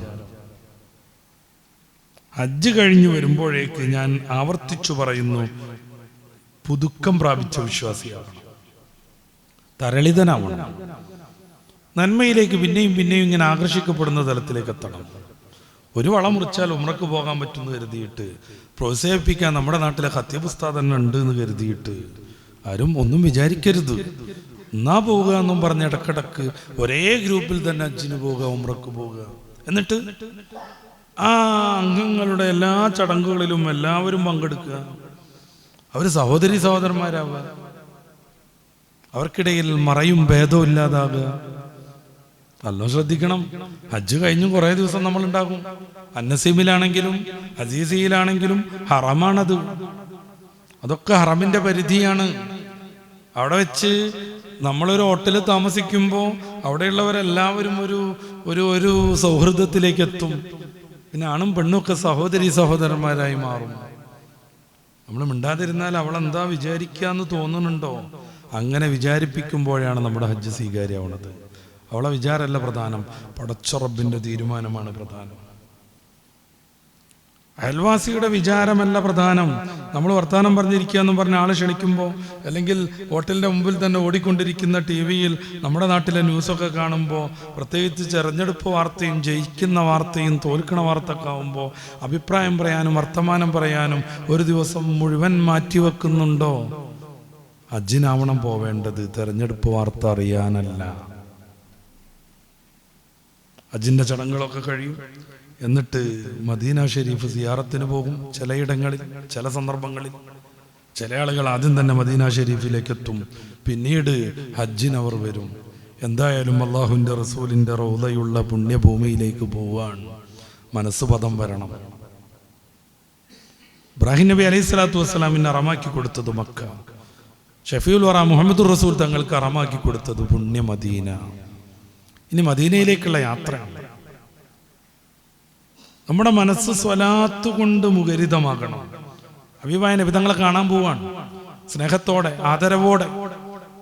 സ്നേഹത്തോടുകൂടെ ഒരാളെ കാണാൻ പോകുമ്പോൾ എന്തെങ്കിലും ഒരു ഉപഹാരം കൊടുക്കണം, അതാണ് രീതി.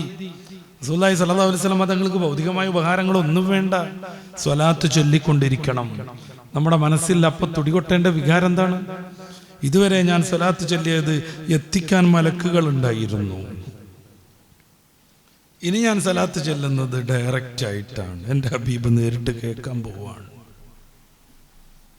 ഫിഹാലത്തിൽ പോയത് റൂഹി കുൻതു ഉർസിലുഹ, ദൂരെയായിരിക്കുമ്പോൾ എൻ്റെ ആത്മാവിനെ പറഞ്ഞേക്കാറുണ്ടായിരുന്നു. തുഖബ്ബിലുൽ അർള്, അങ്ങയുടെ പുണ്യശരീഫ് ഈ ഭൂമി എൻ്റെ ആത്മാവ് വന്ന് ചുംബനം നടത്താറുണ്ടായിരുന്നു. എന്നാൽ ഈ സന്ദർഭത്തിൽ ഞാനിതാ കടന്നു വന്നിരിക്കുന്നു. പ്രവാചക സ്നേഹത്തിൻ്റെ പൂങ്കുഴയിൽ മഹാനായ ഉമറുൽ ഖാദി പറഞ്ഞു, ഫിഹാലത്തിൽ ബുഅദി റൂഹി കുൻതു ഉർസിലുഹ തുഖബ്ബിലുൽ അർള വഹിയ അന്നീ നാഇബതി, എൻ്റെ പകരമായി എൻ്റെ ആത്മാവായിരുന്നു വരാറുള്ളത്. എന്നാൽ ഈ ഒരു സമയത്ത് ഞാനിതാ കടന്നു വന്നിരിക്കുന്നു, എന്നെ സ്വീകരിച്ചാലും അനുഗ്രഹിച്ചാലും.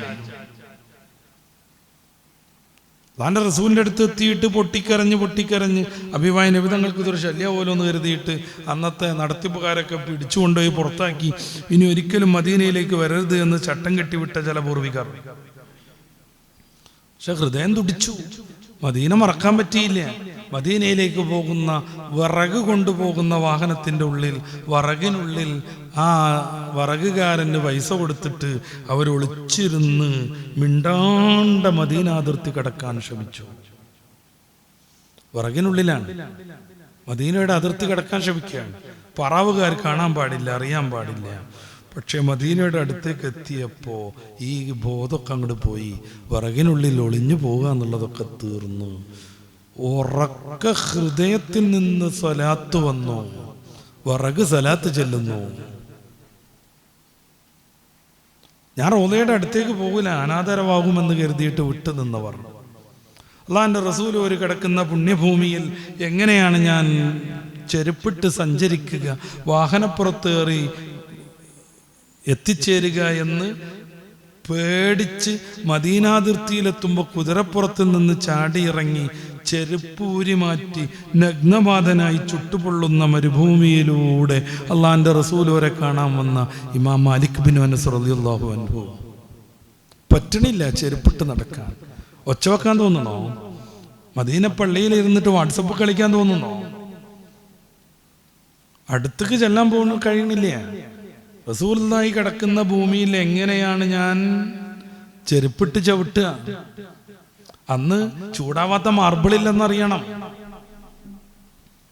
എങ്ങനെയാണ് ഞാൻ കുതിരപ്പുറത്ത് സഞ്ചരിക്കുക?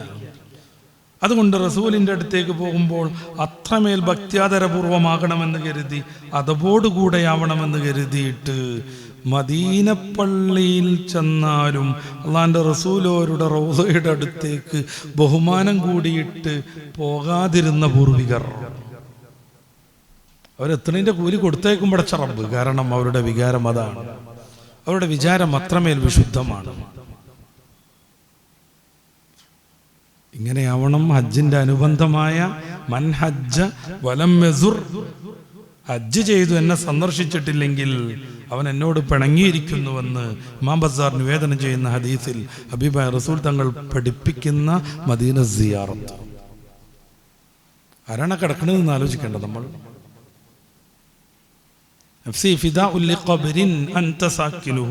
ഇപ്പോഴും ഉണ്ട് റൗളയിൽ എഴുതി വെച്ചിട്ട്, എൻ്റെ ആത്മാവ് അള്ളാന്റെ റസൂലോരെ അങ്ങ് കിടക്കുന്ന ഈ ഖബറിന് ഞാൻ സമ്പൂർണമായി സമർപ്പിച്ചിരിക്കുന്നു. അങ്ങില്ലെങ്കിൽ ഞാനില്ല. അങ്ങേ ഓർക്കാതെ സ്നേഹിക്കാത്തൊരു മിനിറ്റ് എനിക്ക് സാധ്യമല്ല. അതുകൊണ്ട് കാരുണ്യം കാണിക്കണം. എന്നെ പരിഗണിക്കണം. പണ്ട് സ്വലാത്ത് ഞാൻ ചൊല്ലിവിടാറായിരുന്നു. അത് കൊണ്ടുവരാൻ പ്രത്യേകം മാലാക്കന്മാരുണ്ടായിരുന്നു. ആ മാലാക്കന്മാർ ഇതേ നിരന്തരം സ്വലാത്ത് ചൊല്ലിയിരുന്ന ആൾ നേരിട്ട് വരുന്നു എന്ന് റസൂലായ നേതാവായ സയ്യിദായ തങ്ങളെ അറിയിക്കുന്നു. അതും സ്വീകരിക്കാൻ മുത്ത് റസൂൽ നിൽക്കുമ്പോൾ ഭക്ത്യാദരപൂർവം ശബ്ദമുയർത്താതെ ലാ തർഫഉ അസ്വാത്തുക്കും ഫൗക സൗത്തിൻ നബി സൂറത്തുൽ ഹുജറാത്തിൽ നമുക്ക് കാണാം. അല്ലാഹുവിന്റെ റസൂൽ ഒരേക്കാൾ ശബ്ദമുയർത്തരുത്. ഈ ഒരു ആയത്തിറങ്ങിയതിന് ശേഷം ബഹുമാനാതിരേകത്താൽ അല്ലാഹുവിന്റെ റസൂലിന്റെ സദസ്സിലേക്ക് വരാതെ വീട്ടിൽ കരഞ്ഞിരുന്ന സഹാബി വര്യൻ ഖതീബുർ റസൂൽ എന്ന അദ്ദേഹത്തിന്റെ ഓമനപ്പേർ, അല്ലാഹുവിന്റെ റസൂലിന്റെ പ്രഭാഷകൻ. റസൂലുള്ളാഹി ആളെ വിട്ടു. എന്തേ കാണാത്തെന്ന് ചോദിച്ചിട്ട്, എന്തേ കാണാത്തത് എന്ന് ചോദിച്ചിട്ട് റസൂലുള്ളാഹി സ്വല്ലല്ലാഹു അലൈഹി വസല്ലമ തങ്ങൾ ആളെ വിട്ടു. ഞാൻ വരൂല എന്ന് അദ്ദേഹം വാശി പിടിച്ചു. എല്ലാം തോലിയായിട്ടുണ്ട്. റസൂലുള്ളാഹി സ്വല്ലല്ലാഹു അലൈഹി വസല്ലമ തങ്ങൾ ഗൗരവത്തിൽ അദ്ദേഹത്തോട് വരാൻ പറഞ്ഞ ആളെ പറഞ്ഞയച്ചു. പിന്നെയും തേങ്ങിക്കരഞ്ഞുകൊണ്ട് കടന്നു വന്നു സാബിത്ത് ബിൻ ഖൈസ് റളിയല്ലാഹു അൻഹു. എന്തേ പിണങ്ങിപ്പോയതെന്ന് റസൂല് ചോദിച്ചു. അദ്ദേഹം പിന്നെയും പൊട്ടിക്കരഞ്ഞു. അറിയാലോ റസൂലേ, എനിക്ക് മികച്ച ശബ്ദമാണ്, ഞാൻ മെല്ലെ പറഞ്ഞാലും വലിയ ഒച്ചത്തിലാണത് വരിക. ആയത്തിറങ്ങിയല്ലോ കഴിഞ്ഞ ആഴ്ചയിൽ. ലാ തർഫഉ അസ്വാതക്കും ഫൗക സൗത്തിൻ നബി അൻ തഹ്ബത അഅമാലുക്കും വഅൻതും ലാ തഅ. നിങ്ങൾ അറിയാത്ത വിധം നിങ്ങളുടെ അമല് പൊളിഞ്ഞു പോകും റസൂലിനേക്കാൾ ശബ്ദമുയർത്തിയാൽ. ഈ ആയത്തിറങ്ങിയില്ലേ? എൻ്റെ ശബ്ദം സ്വാഭാവികവും നൈസർഗികവുമായി ഭയങ്കര ഒച്ചുള്ളതാണ്. അതുകൊണ്ടാണ് ഖതീബുർ റസൂലായത്. ചരിത്രത്തിന്റെ താളം മാറ്റിയ ചില പ്രഭാഷണങ്ങൾ മഹാനുഭാവൻ നടത്തിയിട്ടുണ്ട്. മുസൈലിമത്തുൽ കദ്ദാബ് 2 ലക്ഷത്തോളം പ്രാദേശികവാദികളെ ഒരുമിച്ച് കൂട്ടി ഇസ്ലാമിക ലോകത്തെ തകർക്കാൻ വന്ന ആ യമാമ യുദ്ധത്തിൽ ഒരു ഘട്ടത്തിൽ മുസ്ലിം ലോകം പരിഭ്രമിച്ചു പോകുന്നു, ചിന്ന ഭിന്നമാകുന്നു. ഖാലിദ് ബിൻ വലീദ് റളിയല്ലാഹു അൻഹു ആകുന്ന നായകന്റെ ഭാര്യയെപ്പോലും അവർ അറസ്റ്റ് ചെയ്യുന്നു, ടെന്റ് കീഴടക്കുന്നു. റസൂലുള്ളാഹി വഫാത്തായതിന്റെ ശേഷമുള്ള ആദ്യത്തെ യുദ്ധമായിരുന്നു, സായുധ സമരമായിരുന്നു. റസൂലില്ലാതെ എന്തിന് ജീവിതം, റസൂലില്ലാതെ എന്തിന് യുദ്ധം എന്നവർ വിചാരിച്ചു പോയി. അതുകൊണ്ട് ഇസ്ലാമിൻ്റെ അണികൾ ചിന്ന ഭിന്നമായി. ഇതിങ്ങനെ പോയാൽ അല്ലാഹുവിന്റെ റസൂൽ ഒരു കഷ്ടപ്പെട്ട് നമ്മിലേൽപ്പിച്ച ഇസ്ലാം ഇല്ലാതെയാകുമെന്ന് മനസ്സിലാക്കുന്ന ഖതീബുർ റസൂൽ സാബിത്ത് ബിൻ ഖൈസ് യമാമയിൽ ഒരു വലിയ പാറപ്പുറത്ത് കയറിയിട്ട് തൻ്റെ പ്രൗഢവും ഉജ്ജ്വലവുമായ ശബ്ദത്തിൽ ഒരു കുഞ്ഞു പ്രഭാഷണം നടത്തി.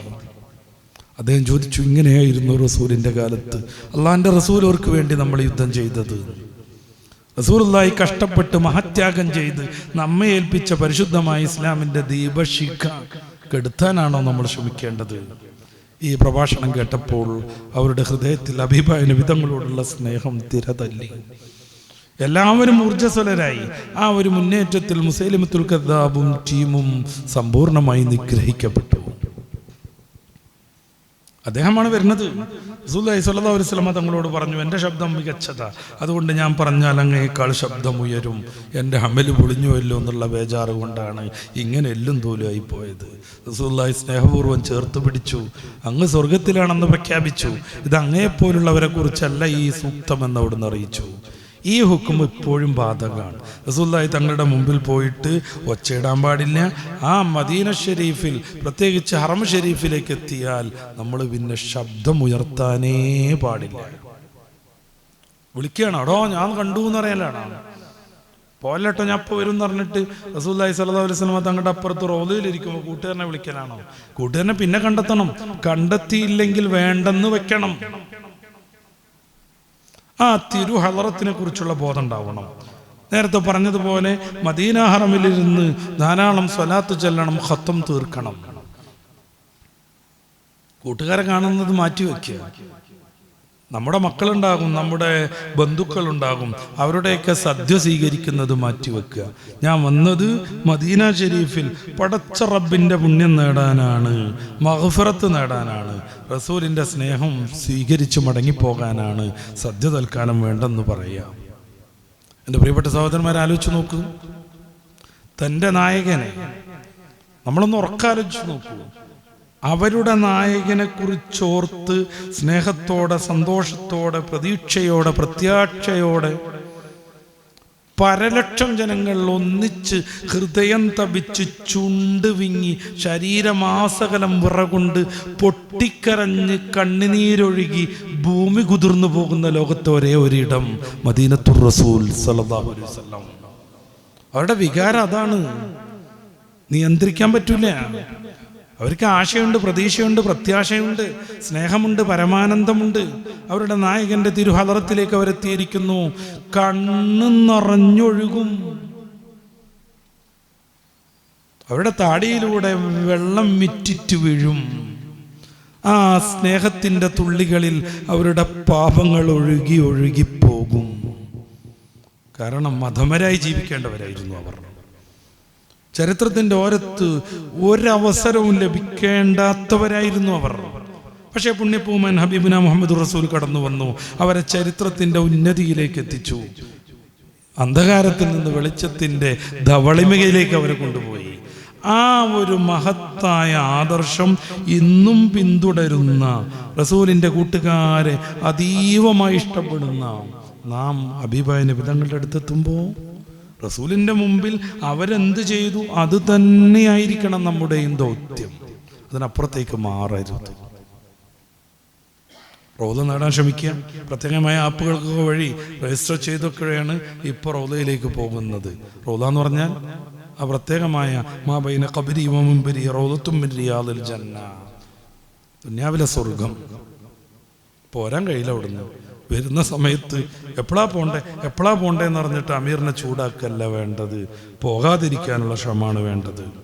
മനസ്സുകൊണ്ടെങ്കിലും ഇങ്ങനെ കേവലം ഒരു യാത്ര, കേവലം ഒരു ചടങ്ങ്, കേവലം കുറെ കാട്ടിക്കൂട്ടലുകൾ എന്നതിനപ്പുറം ഓരോ നിമിഷത്തെയും ഓരോ പ്രവൃത്തിയെയും ആഖിറത്തിനോട് ടച്ച് ചെയ്ത് മനസ്സിലാക്കി സമ്പൂർണ്ണ പുതുക്കം പ്രാപിച്ച് പാപങ്ങളെല്ലാം കഴുകി ഒഴിവാക്കി വിശുദ്ധിയുടെ പര്യായങ്ങളായി തൗബ സ്വീകരിക്കപ്പെട്ട് ഉമ്മ പ്രസവിക്കപ്പെട്ട ദിനത്തിലെ സമ്പൂർണമായ വിശുദ്ധിയോടുകൂടെ ഹജ്ജ് കഴിഞ്ഞ് മടങ്ങി വരാൻ നമുക്ക് കഴിയണം. പടച്ച റബ്ബ് തൗഫീഖ് നൽകട്ടെ. ഇപ്രാവശ്യം യാത്ര പോകുന്നവരും ഇതിന് മുന്നേ ഹജ്ജ് ചെയ്തവരും ഇനി പോകാനിരിക്കുന്നവർക്കും ഒക്കെ ആത്മീയമായ രീതിയിൽ അകക്കാമ്പ് തൊട്ട ഹജ്ജ് ചെയ്യാൻ, അവർ ചെയ്ത ഹജ്ജൊക്കെ അവിധത്തിലായിത്തീരാൻ പടച്ച റബ്ബ് അനുഗ്രഹിക്കുമാറാവട്ടെ. റബ്ബനാ ആതിനാ ഫിദ്ദുനിയാ ഹസന വഫിൽ ആഖിറതി ഹസനത വഖിനാ അദാബന്നാർ. ആമീൻ ബിറഹ്മതിക യാ അർഹമർ റഹീമീൻ. സല്ലല്ലാഹു തആല വസല്ലം അലാ ഖൈരി ഖൽഖി സയ്യിദിനാ മുഹമ്മദിൻ വആലിഹി വസഹ്ബിഹി അജ്മഈൻ വൽഹംദുലില്ലാഹി റബ്ബിൽ ആലമീൻ. അസ്സലാമു അലൈക്കും വറഹ്മത്തുള്ളാഹി.